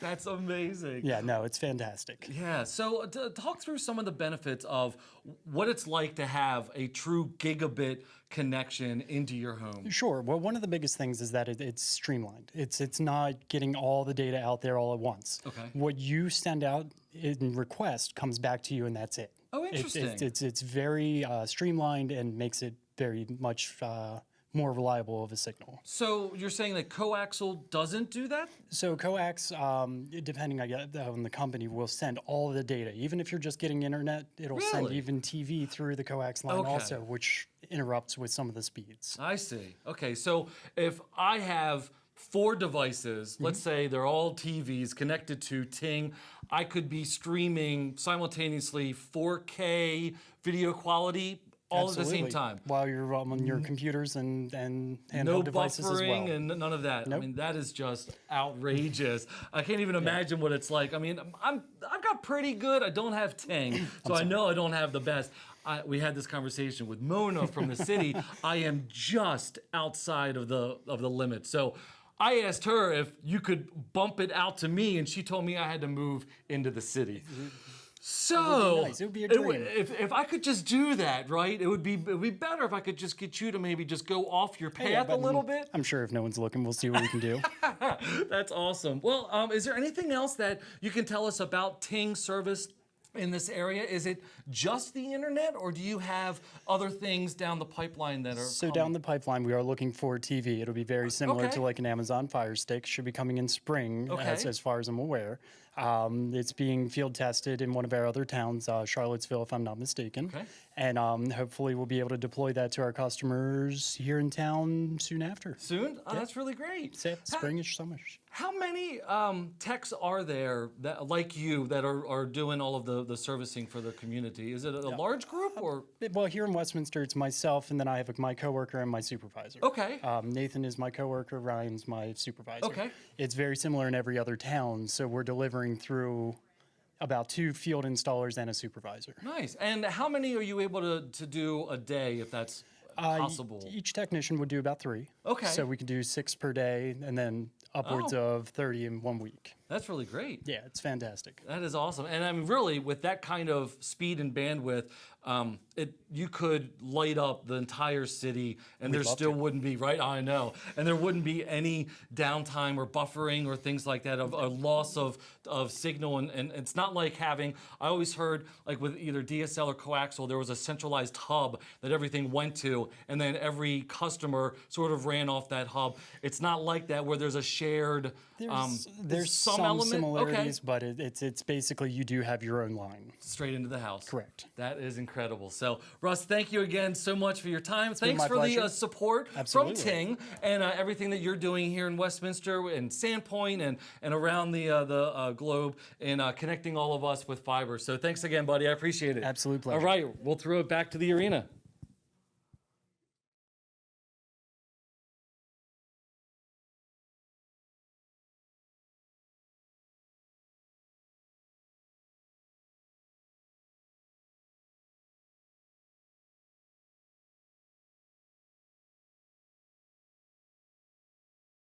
All right, welcome to the Coach's Corner. Again, I'm Vince Buscemi, and today's coach is Steve Bitzel, a local software engineer. Steve, come on in. How's it going today? Good. Good. So tell us about the Puzzle Cafe Babe.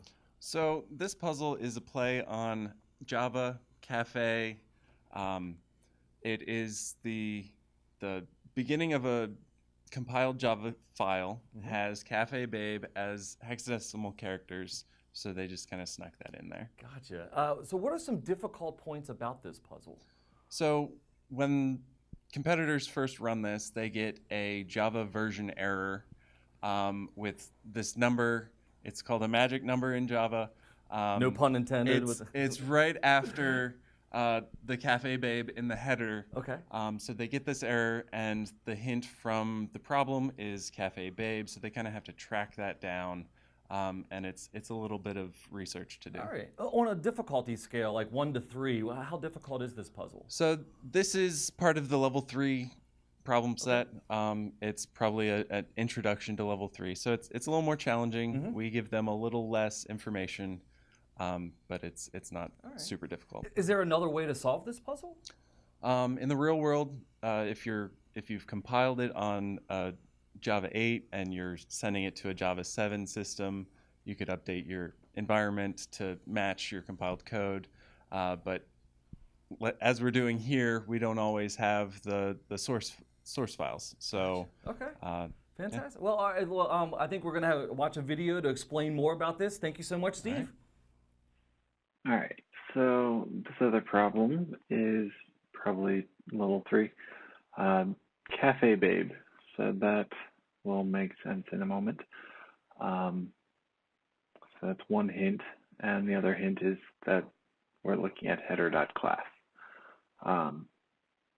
So over here in that same folder, we see that it's a Java class. So let's run the file. And we get that it is an unsupported major minor version 52.0. So 52.0 should be Java 8. And currently we have Java 6 installed on here. So it's not going to work because that's above the current version, which is 50, which is defined in Wikipedia page for class file. So down here we can see first for Cafe Babe, then there's 2 bytes, and then the next 2 bytes will be 35, 34, 33, etc. So we need 32 in the header, and we currently have 34. So let me go back here. And we can see that by using XXD to look at header.class. We see at the top, Cafe Babe 0000 0034. So all I did to set this problem up was change the 32 to a 34, and it was no longer to open it. So this was actually compiled with Java 6. So what we can do is open up, just like in the, there's an earlier problem that used the same method. We can open up the hex editor.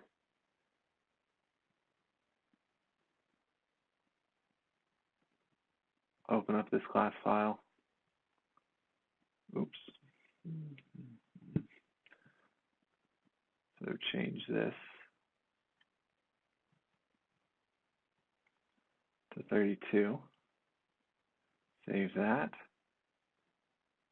Come back over. Run the file, flag, heads up. And that is all.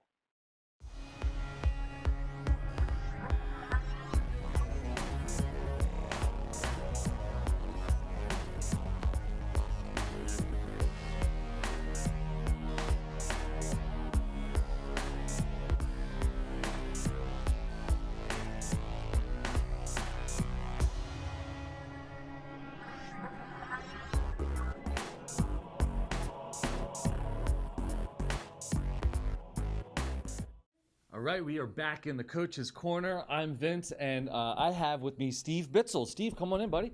How are you? Good, how are you? Good, thanks. So let's talk about Caesar. Why do you like this puzzle? Okay, this puzzle I like because it reminds me of back in college. I had this course where we had to solve the assignment by giving the correct input to the problem.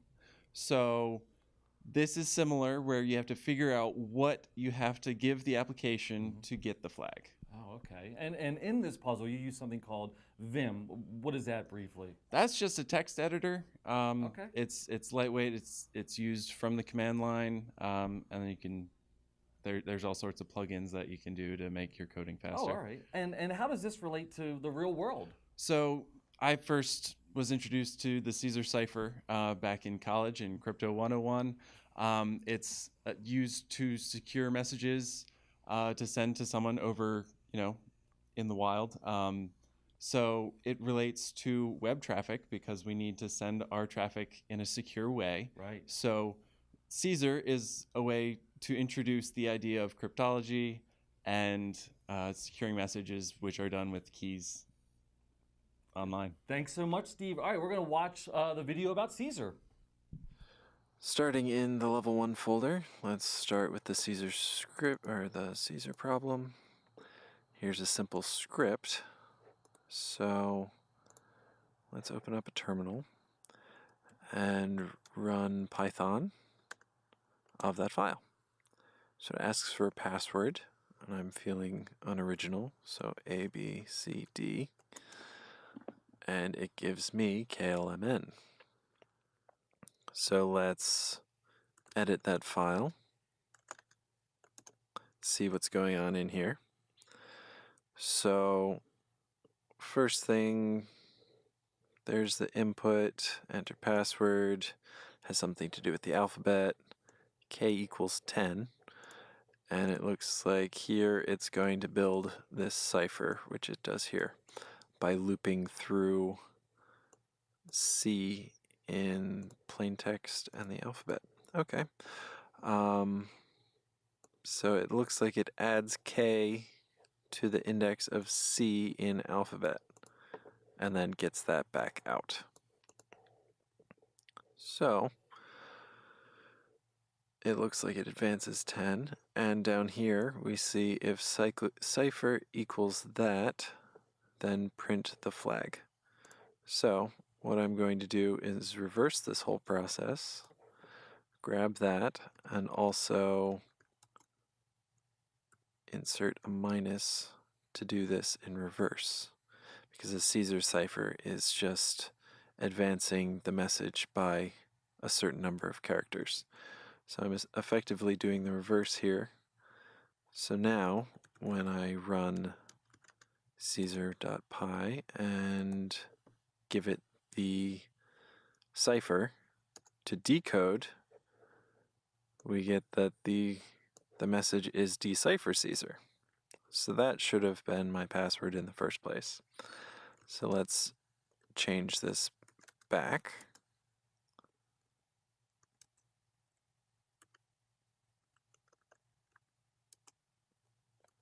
And when we run that with decipher Caesar, we get that as the flag. So decipher Caesar as our flag.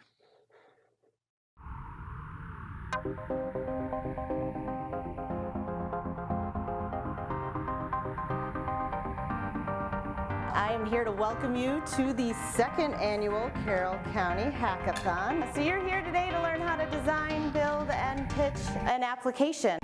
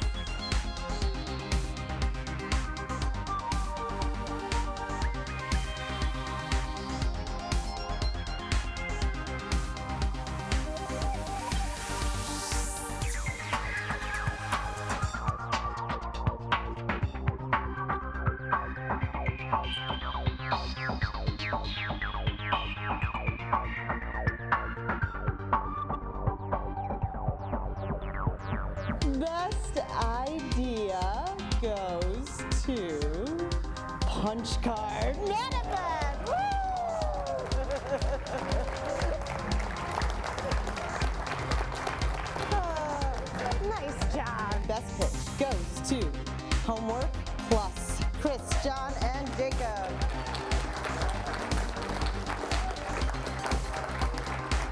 Best Design goes to Help Me, Bobby, Sam, Chris. Come on up. Best Tech goes to Choice, John, Braden, and Richard. And our 2018 Carroll County Hackathon winner goes to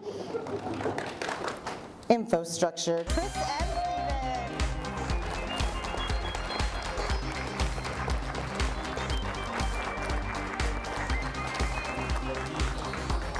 Nice job, guys. Yeah.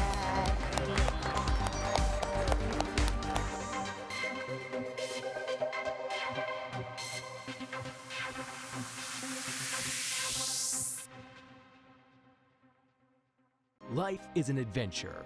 So is going to college.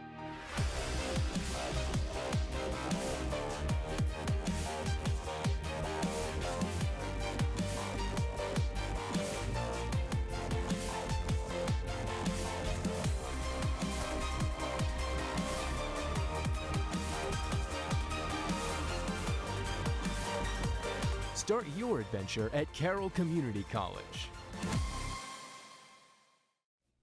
All right, welcome back to the Coach's Corner. I'm Vince, and now we have Joe Mario, a systems engineer. Joe, come on in. How you doing? I'm doing great, thanks. Awesome. Well, thanks for being here. You're going to tell us about Hidden, so talk a little bit about the puzzle. Sure. This one's one of my favorites. The reason I like it so much is it's a fairly straightforward problem, and it uses two tools that are pretty key for cyber CTF competitions.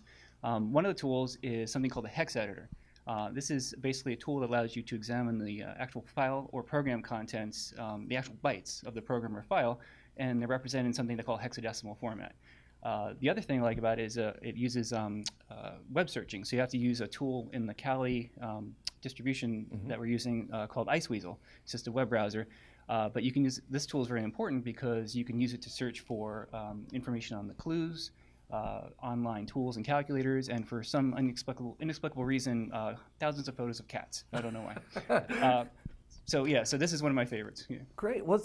Give us the idea of the difficulty of this kind of a puzzle. Sure. So this is one of our level 1 problems because it is fairly straightforward, but it's good because it actually allows a competitor, someone new to this kind of competition, it gives them a good chance to get an early success in the competition. Great. And is there a real world equivalent to this puzzle? Sure. So this actually has lots of application into the real world. Certainly the hex editor tool that I talked about, this is used a lot in what they call forensics. So if there's been like a cybersecurity breach, a lot of times you'll come in and if you're trying to like see what files may have been modified or something, you might use a hex editor. It's also valuable for what they call reverse engineering. So if I have some file and I'm trying to, maybe it's malware and I'm trying to determine what does it actually do, you can use this tool to go into the file and see the inner workings of the file. Okay, well thank you so much for that, and we're going to learn more about Hidden now. I'm going to start with one of the level 1 exercises called Hidden. This happens to be one of my favorite exercises because it involves the good use of a pun.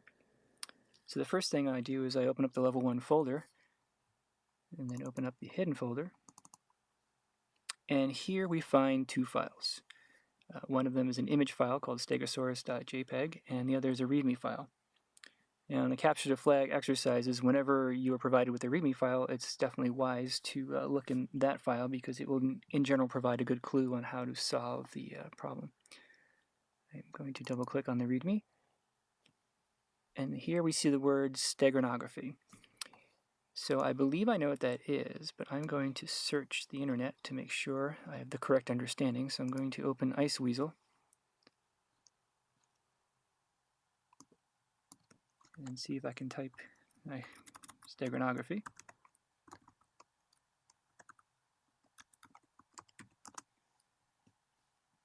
And here we find that steganography is the hiding of a secret message within an ordinary message. So that leads me to believe that the flag is hidden somewhere in that image file that we saw in this folder. So the first thing I'll do is I'm going to open the image file. And we see it is indeed an image file. It's an image of a stegosaurus. And it's possible the flag is in the image somewhere, so I will do a quick, I'll zoom in a bit here and pan around and see if I see flag anywhere. I don't see any text. And then I'll also check the properties on the side here, and I don't see anything regarding the flag. So now I believe that the flag must be hidden in the contents of the file. Now, just like there are common themes to a capture the flag, and for a great explanation of those themes, see Magic's wonderful introduction to capture the flag presentation. There are also common tools that are used in a capture the flag competition, and one of those is a hex editor, and hex editor allows you to view the contents of a file. So I'm going to close this, go to applications, and see what kind of hex editor we have. It would generally be under programming, and here we have the Bless hex editor. So now I'm going to use this to open the Stegosaurus file. Okay, and here we see this is a bunch of hexadecimal code, which is just a shorthand representation of the actual bytes of the file, and on the right is an interpretation of trying to change those bytes into some kind of text. So we would like to see if the word flag is hidden in this file somewhere, so I'm going to go up to search, choose find, and type the word flag. Now you can see in the box here to the right, it's saying, well, how am I conducting the search? I'm searching for something hexadecimal or not, or we're searching for some kind of text. So I'm going to select text and hit enter. And we don't find any results, but I am not going to give up yet. These searches are case sensitive, so it's possible that the flag is hidden as all caps. It could be a combination. It could be capital F and lowercase lag. So there would be different iterations to try, but I'm going to try all caps. And aha, we have found it. If you look on the pane to the right, it has found it. And we see it. The flag is SW33T_Dino.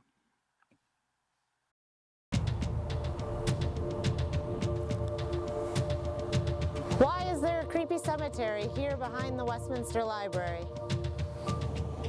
Why do trains run through the middle of town, right here, blocking traffic but never actually stopping? And you won't believe the hotel that used to stand right here. Here in historic Westminster, we're creating an interactive experience using augmented reality.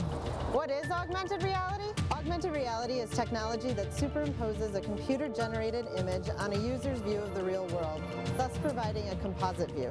AR is sweeping the world of historic tourism, and we're creating the best historic AR experience we've ever seen. We'll use our existing Civil War trail markers and GPS coordinates to trigger augmented reality experiences. With a smartphone or tablet, you'll be able to walk up to and into this church, where the library is now, next to the creepy cemetery. You'll actually see the train station that used to be here, and where trains used to stop. And you'll be able to visit the Westminster Hotel right here. With your help, we'll enable residents and tourists to experience a Westminster of the past.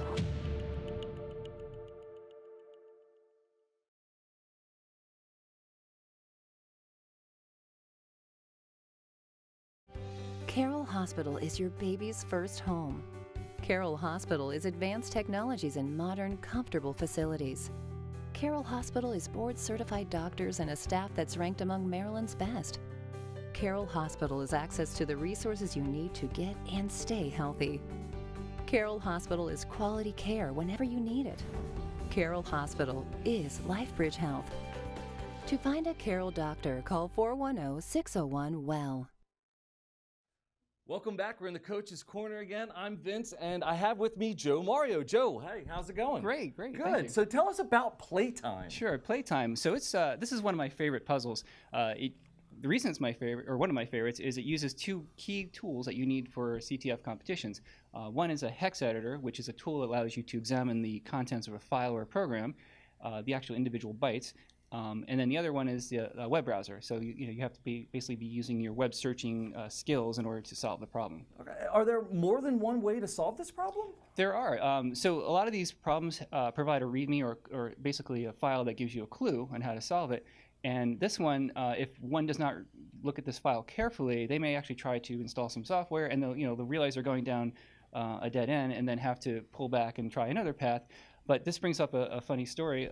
One of the other puzzles that for a previous competition that I was working on, I was actually writing up a solution. I had a page-long solution that involved different character encodings. I had to do Boolean math operations. It was super long explanation. Right. And then I talked to the puzzle creator, and she says, well, did you try actually running the code that I gave you? And I said, no. And if you do that, it can be solved in 2 steps. So I guess another reason I bring this up, because not only are there multiple ways to solve a problem, but also it touches on a theme of CTFs, is that it's okay to fail, but you want to fail quickly. You want to move on and find the next viable solution. So can you briefly explain how this relates to real-world cybersecurity? Sure. So the like the two tools I mentioned, the hex editor and of course the web browser, are used a lot in cybersecurity, particularly in forensics, where you're trying to study basically the aftermath of some kind of cyber attack, and the hex editor will allow you to examine the contents of the files. And also, the other thing is this puzzle involves altering the extension of a file, and that's a technique that a lot of adversaries, when they try to attack a system, might do. They might alter file extensions to hide their file, so the files are benign, and so you might not know that you have these infected files in your system. So this is a real-world application. All right, thanks so much, Joe. We're going to watch a video and learn a little bit more about playtime. Right. Okay, we're going to do a level 2 exercise. This one is called playtime. So I double-click playtime, and we find 2 files in the folder.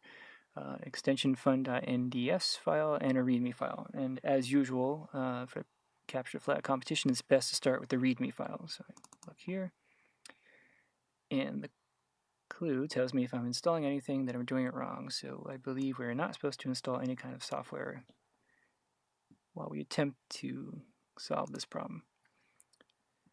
So we see here, I'm not familiar with the .nds extension. I could search for it on the internet, or I could be lazy and double-click and see what happens. We get a nice, helpful error message saying that this is a Nintendo DS ROM file and that there is no application installed to open it. And we know we're not supposed to install one, so this makes me believe, and given the title of the file, that there's something wrong with the extension in this file. So since I believe the extension is wrong, we need to examine the contents of the file to see if we can gather what type of file it really is. And so we go to Applications, Programming, and Hex Editor. This will allow us to examine the contents of the file. So I go navigate to the file. Okay, and here we see the hexadecimal representation of the file and some text in the right-hand side pane. It is possible, and it's probably worth a moment or two just to see if the word flag is hidden anywhere in this file. Text is not found. I'll do all caps. Not found. Okay. Well, it's somewhat unlikely anyway, because it appears this problem is geared towards doing something with the extension for the file. Okay, so one of the ways to find out information about a file is to look at the header or the beginning part of the file. So if we're scrolled up to the top already. We see on the right-hand side here, there is some text that looks interesting. I see something about open document. Now, I believe I know what this is, but let's do an internet search just to make sure. So I can copy this. Open Iceweasel.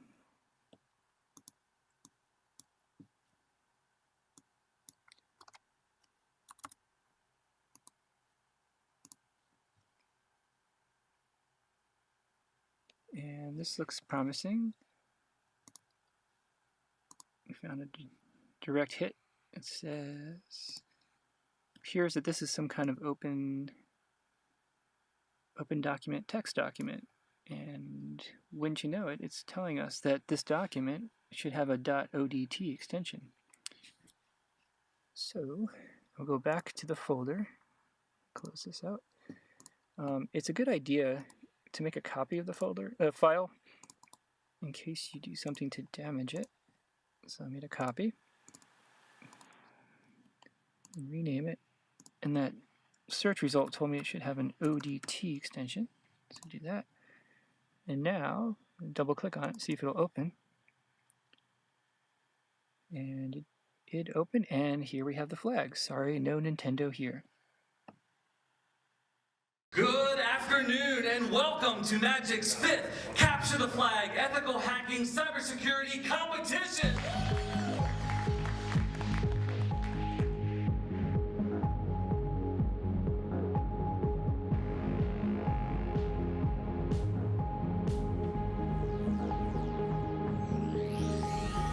In just under 30 minutes, we will have 160 competing simultaneously from 9 locations in Maryland, North Carolina, and Idaho, competing to virtually capture flags by solving cybersecurity puzzles that will earn them points. The team with the most points will be the winner of Magic's 5th Capture the Flag.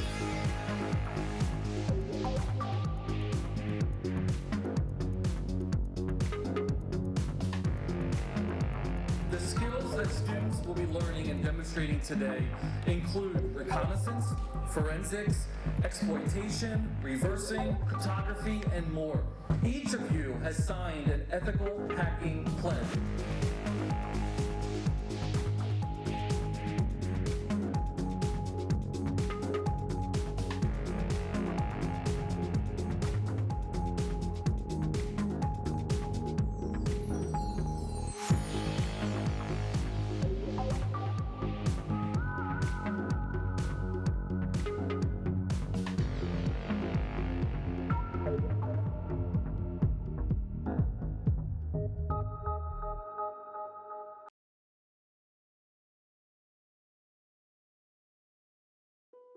Find your way here. What calls to you? What drives you? What makes you keep searching for a better answer, a better way forward?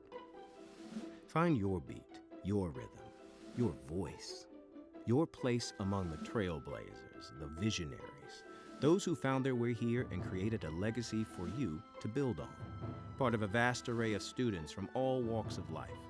Find your why, your breakthrough, your opportunity to transform with educators whose passion for teaching and research inspires discovery and ignites change. Find your wow, your aha moment, your place in a growing family of Spartans who found their way here to a vibrant campus deeply woven into the fabric of a thriving city. Find your inspiration, your connection, your community, a future of earned achievement, pride and purpose. Find more than an education. Find your journey, your home, and make a remarkable impact every day. UNC Greensboro. Find your way here. All right, we're back in the interview room, and I have with me someone that is now in front of the camera, but Sarah Edmonds has been behind the camera in here with me for the past 2 years, if not 3 years now? This is the third event. This is the third event, and so we have her now in front of the camera joining us. Welcome, Sarah. Thanks. So aside from running the camera here, what exactly is your involvement with the CMC? I actually started volunteering with the CMC through Magic. I met Amy at a school event at McDaniel College where I graduated this past spring, and she asked me to help volunteer since she knew I was into film, and it ended up with Aaron, the head of the manager, Aaron, who works at the CMC. He emailed me after graduation just saying they had some part-time jobs available, so I just said, why not? I ended up moving 3 hours south from where I'm from to Westminster, and I work here part-time now. Oh, that's great. I mean, we love having you here, obviously. So I'm sure that you must see a lot of different variety of shows and events and things like that that the CMC covers. How does the CTF event that we're doing today differ from some of those other events? Well, I haven't been working here too long, so I can't really say for every event, but the CTF is definitely one of the largest events that I've worked on working here at the CMC. There's just so many people, so many kids come in, and Magic comes in and all their people help out, which is fantastic to kind of spread the work around between both crews of people. And it's just such a large-scale event, especially since it's international now, trying to coordinate all the different live feeds. It's crazy. Everybody back in the control room does an amazing job with that. And it's just crazy, but a lot of fun. It absolutely is. You're so right about that. And what is the experience like for you to start as a student, getting an internship, and now you are, even at a part-time level, you're still employed after college? That's a really important asset to have for a lot of students today that are wondering what they're going to do after college. So how was that internship opportunity, that catalyst to get you to jump into this field and move 3 hours south down here to Westminster? Yeah, the internship was a great thing. One thing I learned at McDaniel, because I had a bunch of different internships. I worked on feature films, web series, events here at the CMC, and each time it's a new experience, and every single day I learn something new. And that's really difficult to get used to, especially when you first go from high school to college and all of a sudden you're out on your own and all of a sudden you're an adult now, and just getting used to getting out of your comfort zone and just putting yourself out there. Like, don't be afraid to reach out. Don't be afraid to fight for that internship, because you never know where it'll lead. It might lead to you being employed after college, which is a fantastic thing. It really is, and that is a important lesson for all of our students that are in the arena here at the CMC in Westminster and around the world participating in this event, is that these experiences and things that we're doing with the CTF through Magic and all of the technology that's involved are really just setting the stage for the next level of students, of jobs that are out there. I mean, we're creating jobs that 5 years ago was unheard of. So I can't even imagine what 5 years from now those jobs are going to be in the workforce, and how all of this technology really brings us together in these cool events and everything that's happening at the CMC. Yeah, it's really crazy. Like, technology specifically has advanced so far. I always find it kind of funny because I consider myself to be pretty bad with technology. Like, I don't understand computers at all. I would be completely lost if I were in the arena right now. No idea. But at the same time, if you look at all the technology we use in film, it's like, I actually do know how to use this, so I guess I'm not terrible at technology. It's just that it's progressed so far, and there's so many different branches and facets of technology that even in the tech field, the range of job possibilities is just so wide. You can do pretty much anything, and it's really amazing. And really, cybersecurity in the film industry is critical, because I remember last year or a couple of years ago, HBO was hacked into, and hackers had stolen episodes of Game of Thrones and some other shows, and so cybersecurity is even reaching the film and TV industry in ways that we never expected. But here we are today with this competition going on, and we really know firsthand the importance of having secure websites and servers to protect our digital assets, our intellectual property, and our life work. I mean, you've worked on a film or of your own, and so absolutely. Specifically with independent film, like, all the submissions are online. Every single thing is online. If those get leaked, you can't submit them anymore. You can't enter them into contests. Like, your work is basically nothing. So it's really important. It really is. Well, Sarah, thank you so much again for all of your work behind the camera, for hanging out with me in front of the camera this time. Over the last 3 years, I mean, we've seen this competition grow, this event grow with the CMC. We were in a different location before, and it's just been a real pleasure to have the involvement of the CMC, to have folks like you and everyone in the control room and working all throughout the building on this event, and we're just really delighted for this partnership. Yeah, it's a great time. It's a great thing. All right, thank you so much. And I think we're going to go to one of our satellite host locations now and check in and see what they're doing.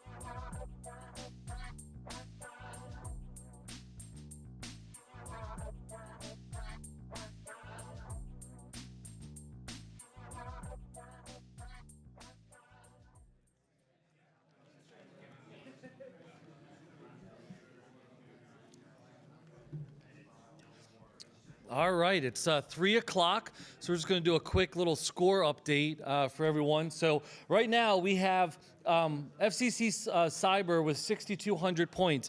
Remember, the max number of points, 7,745. So they are creeping up there for sure. But really, if we've noticed at all, our top 3 contenders, we've got Frederick, Carroll, and UMUC.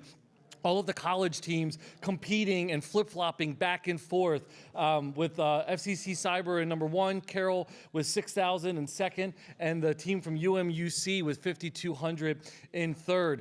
And we have all of our other scores scrolling at the bottom. And so although you may not see yours at the top, like keep working, right? I mean, this is a fun learning experience, and so maybe some of the other teams have a little bit more of a strength, and they're solving some more of those puzzles. But really, that just means that for next time, you know what you need to work on, right? If you've been struggling with a puzzle, then you just know what you have to do to get through that one next time, and keep going at it. But I mean, it's phenomenal to see North Carolina, Westminster, Maryland, Sandpoint, Idaho, Hagerstown, Maryland, Frederick, Fayetteville, North Carolina, Ecuador.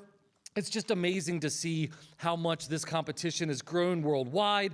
Again, we have 11 host cities. We've got 4 different time zones represented. And so really, it's just so much fun to be here for a 5th time for me, but for the 6th CTF hosted by Magic here at the CMC in Westminster. It's just been absolutely fantastic to see it all come together. So please don't give up. Like I said, keep fighting. If you see yourself sort of at the bottom, don't worry about it. Just always keep in mind that we're all here to help each other, to support each other. Remember, make a new friend. If you see a team that's doing really, really well, maybe hang out with them and see if maybe next time you guys can hang out together and practice and work on some puzzles. Remember, we've got our coaches in the back. How are we all doing, coaches? Everyone doing all right? Been having a good time? Yeah? All right. Fantastic. Our time, so one more update is that the time left that's on the scoreboard is 55 minutes. That is 30 minutes off. So the time for this competition is actually just 25 more minutes to go. All right? So 25 more minutes. Take 30 minutes off of that score, that time, whatever you see up there, all right? It's not actually 55 minutes. We have 25 minutes to go. So whenever that reaches 30, that is the end of the competition. The scoreboard will be shut down, and we will have our top 3 teams at the top of the scoreboard up there. All right, so please be mindful of the time. It is after 3 o'clock, so that time is incorrect. It's going to be 30 minutes less than what you see up there. All right. Hey, now they're all paying attention to me. Now the competition just got real. Now they're all freaking out about the time. Well, speaking of time, like I said, we've got 4 different time zones. So maybe let's check in and see what some of our other host locations are doing and how they're shaping up. I want to throw it to one of our locations in just a second.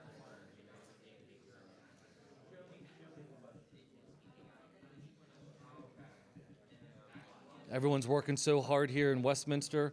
This is the largest of the groups right here in Westminster, Maryland at the CMC. Now we're having a look at the University of North Carolina at Greensboro, one of our 3 North Carolina teams. Hey everyone there at University of NC, so happy to have you join us. They're checking us out on a little bit of a live delay there, so eventually they'll see each other and hear me talking to them, and then they'll wave, and then we'll be on to the next group. So let's see if there's another, check in on another one of our host locations.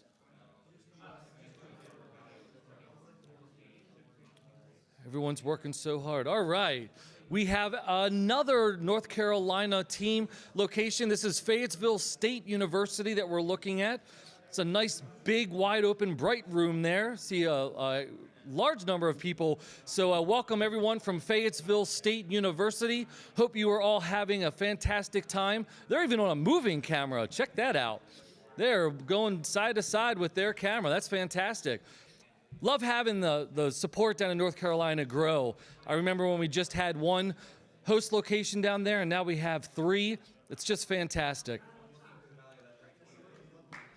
And now we're in Ecuador again at the Saint Dominic School in Quito. So they are working hard in Ecuador. They're an hour behind us.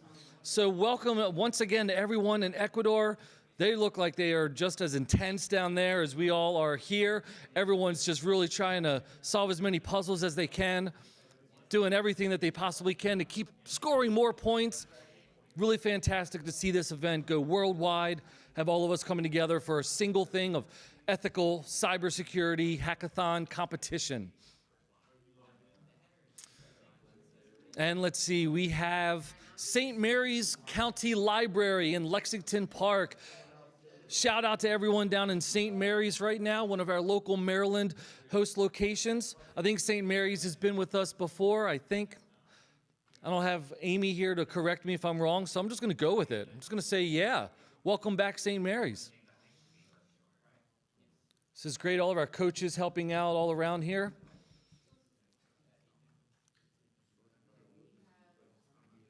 Have we been using those cheats? Has anyone been using the cheats throughout it? We have those extra cheats this time. Anyone been using them?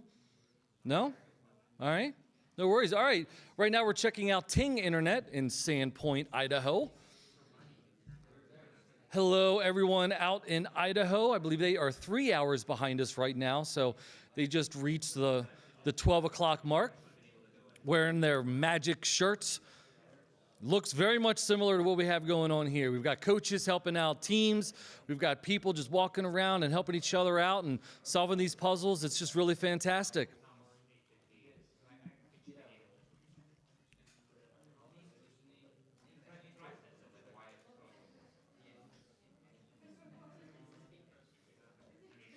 All right, our next stream, we are looking at Washington County Free Library in Hagerstown. Shout out to everyone out in Western Maryland. Good to see all of you folks there. Looks like we've got seven students working hard. At least a couple of teams, if not more. We know that they've been a supporter as well, and we love seeing our local libraries, our public libraries grow. Each of our locations throughout the state of Maryland have really been a big supporters of us from the beginning, and we are really super excited and happy to see all of them continuing that relationship and seeing each one of those locations growing even more in the community. So it's really fantastic just seeing all of the teams coming together worldwide, 150 students. We have 11 locations. We have 4 different time zones represented, and certainly the largest right here in Westminster, Maryland, in the heart of where Magic is located, with Ting Internet supplying all of the fantastic gigabit internet connection. All of our sponsors like the Carroll County Chamber of Commerce, Carroll County Public Library, and the Carroll Community, Community Media Center right here. So thank you all so much, and we're going to send it back to some more promos.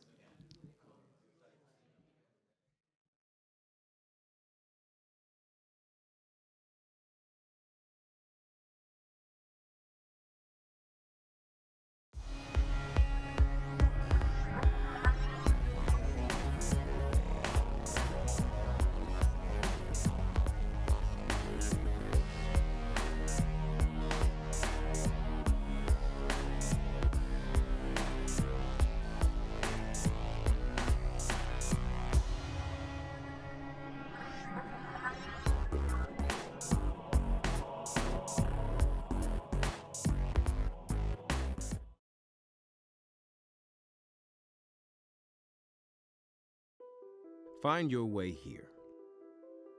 What calls to you? What drives you? What makes you keep searching for a better answer, a better way forward? Find your beat, your rhythm, your voice, your place among the trailblazers, the visionaries, those who found their way here and created a legacy for you to build on. Part of a vast array of students from all walks of life. Find your why, your breakthrough. your opportunity to transform with educators whose passion for teaching and research inspires discovery and ignites change. Find your wow, your aha moment, your place in a growing family of Spartans who found their way here to a vibrant campus deeply woven into the fabric of a thriving city. Find your inspiration, your connection, your community, a future of earned achievement, pride and purpose. Find more than an education. Find your journey, your home, and make a remarkable impact every day. UNC Greensboro. Find your way here. Life is an adventure. So is going to college.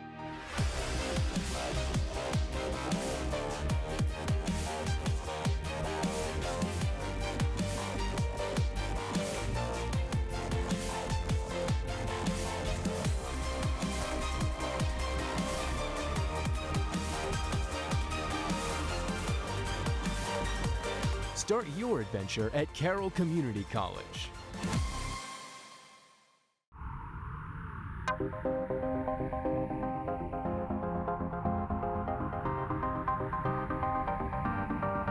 I am here to welcome you to the second annual Carroll County Hackathon. So you're here today to learn how to design, build, and pitch an application.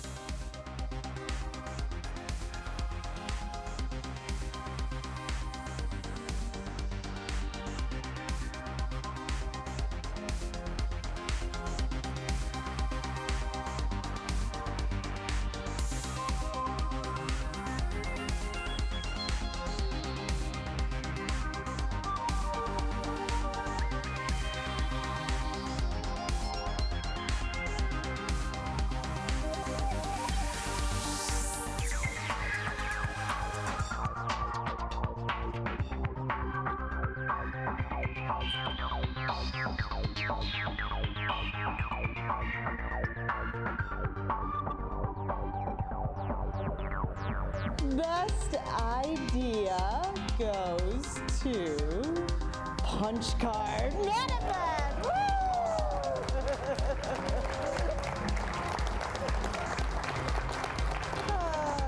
Nice job. Best pitch goes to Homework Plus, Chris, John, and Jacob.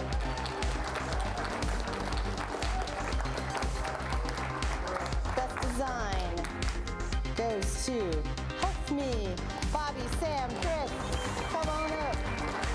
Best tech goes to Choice, John, Braden, and Richard. And our 2018 Carroll County Hackathon winner goes to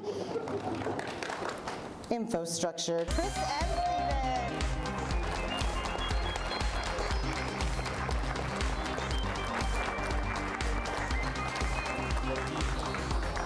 Nice job, guys. Yeah.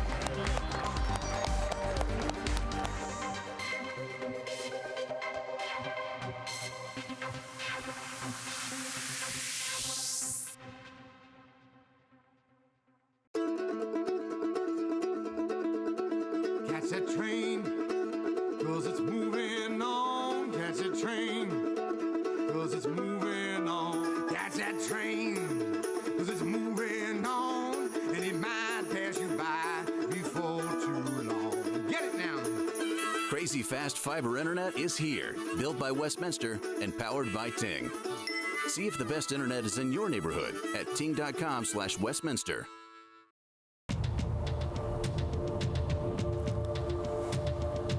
Why is there a creepy cemetery here behind the Westminster Library? Why do trains run through the middle of town, right here, blocking traffic but never actually stopping? And you won't believe the hotel that used to stand right here. Here in historic Westminster, we're creating an interactive experience using augmented reality. What is augmented reality? Augmented reality is technology that superimposes a computer-generated image on a user's view of the real world, thus providing a composite view. AR is sweeping the world of historic tourism, and we're creating the best historic AR experience we've ever seen. We'll use our existing Civil War trail markers and GPS coordinates to trigger augmented reality experiences. With a smartphone or tablet, you'll be able to walk up to and into this church, where the library is now, next to the creepy cemetery. You'll actually see the train station that used to be here and where trains used to stop. And you'll be able to visit the Westminster Hotel right here. With your help, we'll enable residents and tourists to experience a Westminster of the past.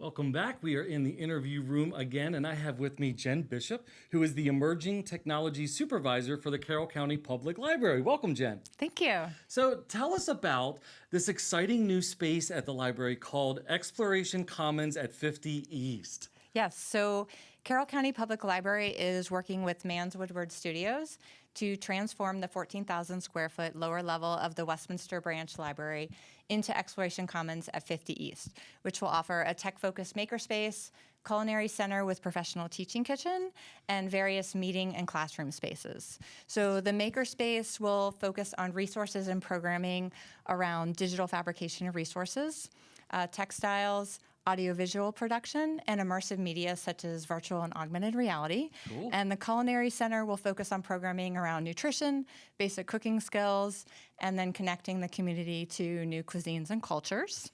So we're also very excited to offer additional meeting space to the community, which is in high demand. So we'll have a large meeting room that'll seat over 150 people, and the various smaller classroom and meeting room spaces.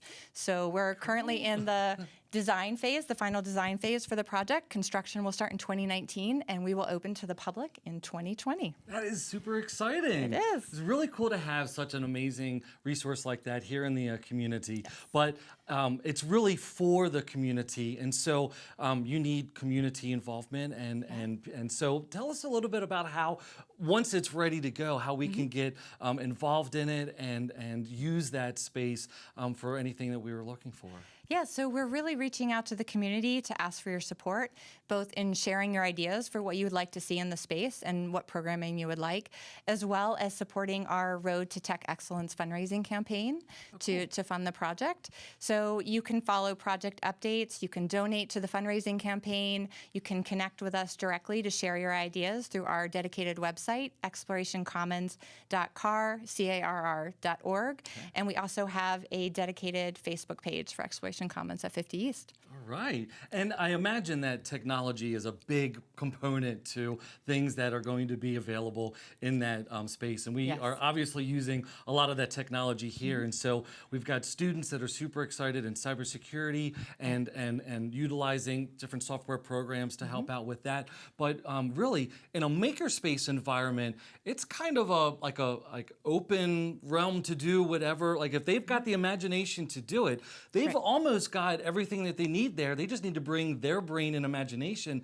to that space to get it done. That is so wonderful. It is. So it's really a sandbox in a way, so that we're providing the resources, a basic instruction and foundation, so that anybody can come and then create whatever they can imagine. Oh, that's really, really cool. And it's really, I mean, it's, again, for everyone. So we're not, I mean, here we're talking about our students with the cybersecurity, but this is a tremendous resource for the entire community. Yeah. And so speaking of which, you have also done some work with Magic in another program. I believe is it Mainstar? Mainstar. So do you want to just touch on a little bit of what Mainstar is? Sure. So we are one of the partners with Magic on the Mainstar project, and that stands for Main Street Augmented Reality. And the idea behind that is that we would be able to bring the immersive and engaging interactive nature of augmented reality to the Main Street of Westminster. Neat. So it will envision into an app that We'll provide a walking tour of the historical sites down Main Street in Westminster so that you can walk up and down the street and engage with those experiences. It'll bring kind of the history of Main Street back to life using augmented reality. So we're currently working on a prototype for that app right now that we can demonstrate kind of viability and scalability for that project. And so hopefully that will be coming soon so that everybody can come to Main Street and engage with that. That is neat. And for those who may not fully grasp augmented reality, it's like using your smartphone and the camera, and you could like walk up to a building and show the building through the app, and the app will then show you maybe like 100 years ago what that building looked like, or some historical information, and someone maybe talking to you about the history of that building. And so that's just so exciting that we're going to have that opportunity right here. It'll be great. So the first project actually focuses on the Westminster Branch Library and bringing St. John Catholic Church back to life where it once stood. That is really cool. Well, Jen, thank you again so much for your help and involvement here at the Magic Hackathon. And good luck with the Exploration Commons at 50 East. And I can't wait to see what that space is going to look like and all of the cool things that are going to be created there. Fantastic. Thank you so much, Jen. Thanks. We're going to send it back through the arena.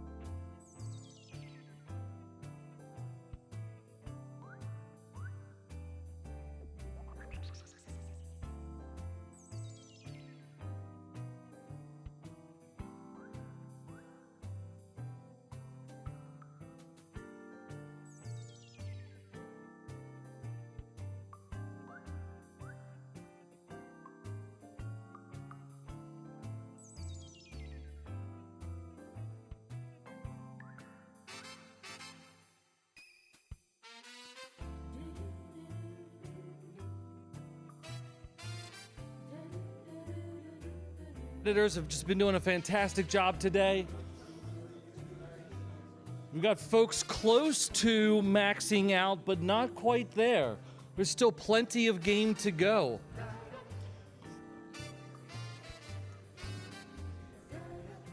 Watching some of our competitors from around the world.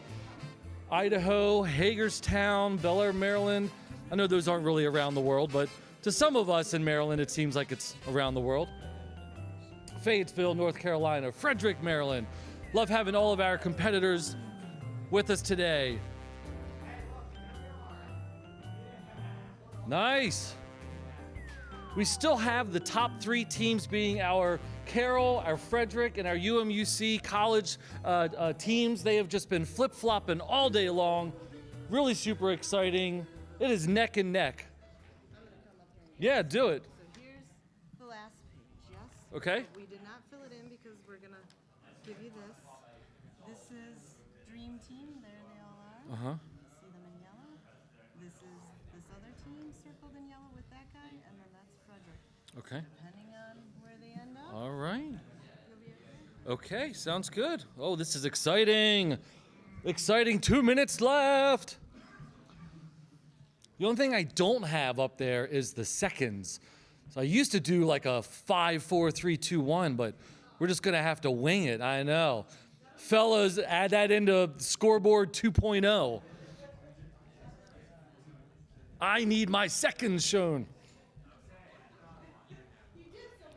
I know. 1 minute.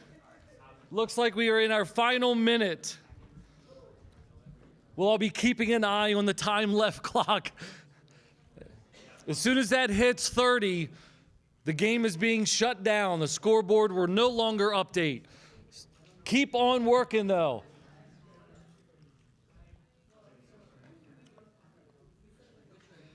All of our teams have just been working so hard. It's great seeing all of these scores.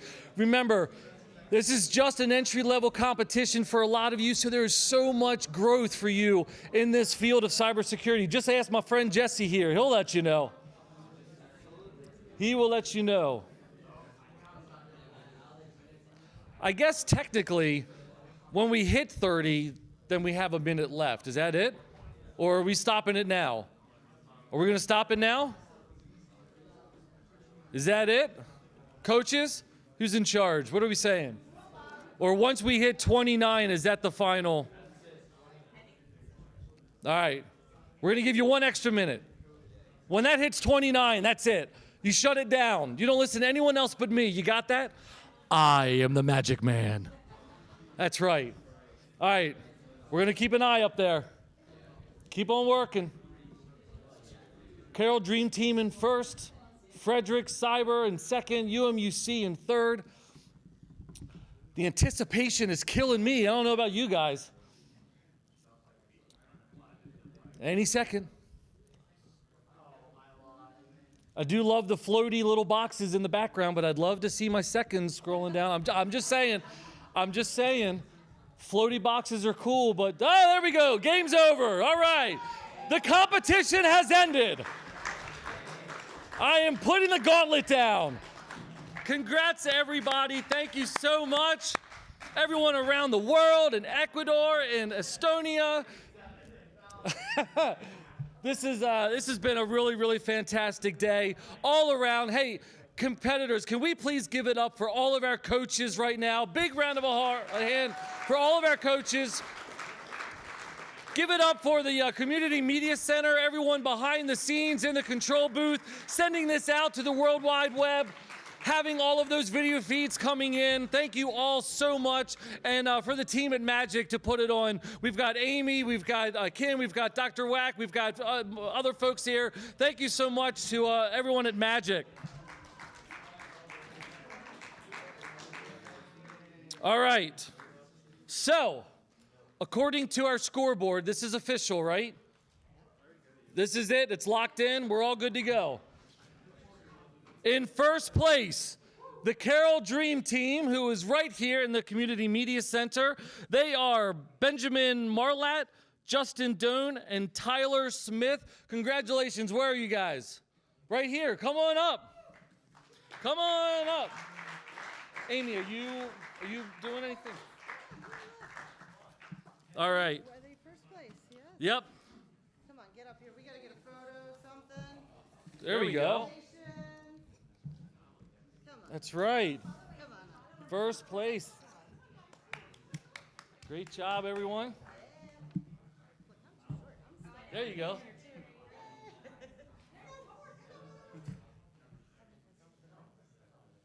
All right, congratulations, guys.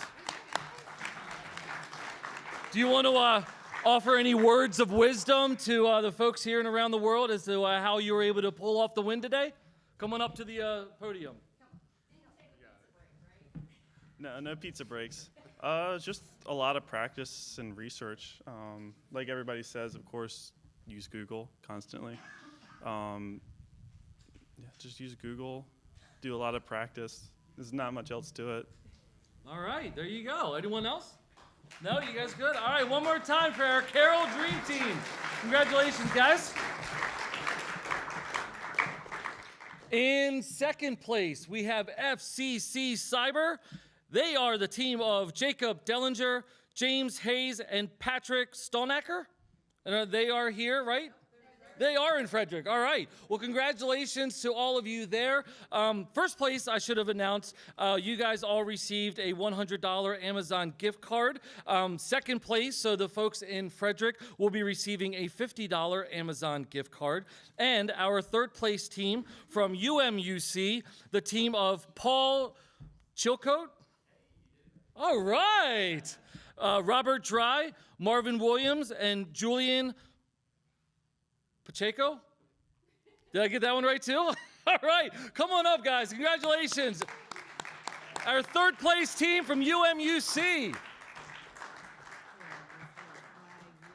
You all will be receiving a $25 Amazon gift card. Come on up for the photo op. Come on up. You're in the middle. So you gotta hold Amy, get on the end there.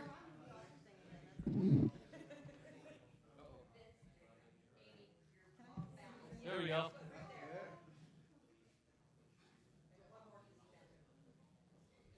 All righty. So, any words of wisdom for being able to come in third place out of 150 students worldwide? Something that you guys were able to do along the way? Anything at all? I would say, mostly teamwork. We weren't paying attention to the scoreboard really at all until the very end. It's mostly just delegating between ourselves what challenge we're working on, so we're not, doing the same work. Great. Not repeating ourselves. Yeah, communicate with each other. That's fantastic. Well, congratulations once again to you. Thank you so much for participating. Give it up one more time.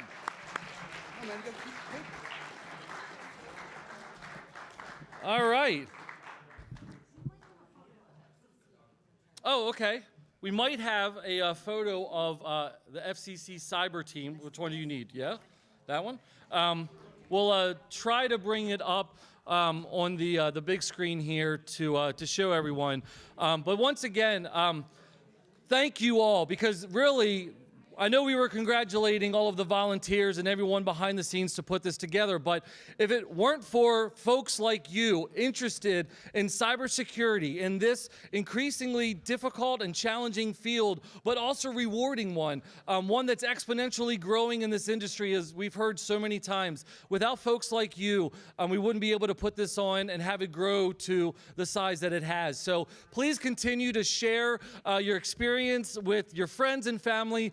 Tell them about what you're doing in the field. See if there's others that are interested that might want to join us in a future event. I think we're going to do our 7th event. We are waiting on that Frederick. We have the Frederick one. Oh, cool. All right, so whenever we're ready, we'll show up the second place team, the FCC Cyber. There we go. So it's on the back for everyone here in the CMC. It's on the back. Congratulations to you all. Thank you so much for joining us. Let's give them a round of applause. One of our remote locations. Well done to everyone. And as I was saying, really, it takes all of us interested in this technology and in cybersecurity to make an event like this happen. So please share it. Please talk to your coaches. Reach out to someone like Jesse, who is in the field and teaching it at local colleges. And you know, spread the word. Let's see this thing really grow, and we love adding on more and more locations. It's not that difficult, right, guys? No, not at all. It really is fantastic. I mean, think about it, 150 for this year, and we had 12 our very first year. This is the 6th event, and we had 4 different time zones, 11 locations, including our sister city of Paide in Estonia. We had Quito in Ecuador. We had Idaho, and of course our 3 colleges in North Carolina, and all of them here in the state of Maryland from our community public libraries and all. So thank you again so much. I'm not sure if there is anything else that we need to say other than go grab another slice or 2 of pizza. Enjoy the free pizza and the Mountain Dews and Dr. Peppers. And please keep in touch with Magic online, on the Facebook, on Twitter, on Instagram, and look for the next date of the next CTF event. Probably going to be in April. This will be the 7th one. And thank you all so much. Have a great day. Thanks.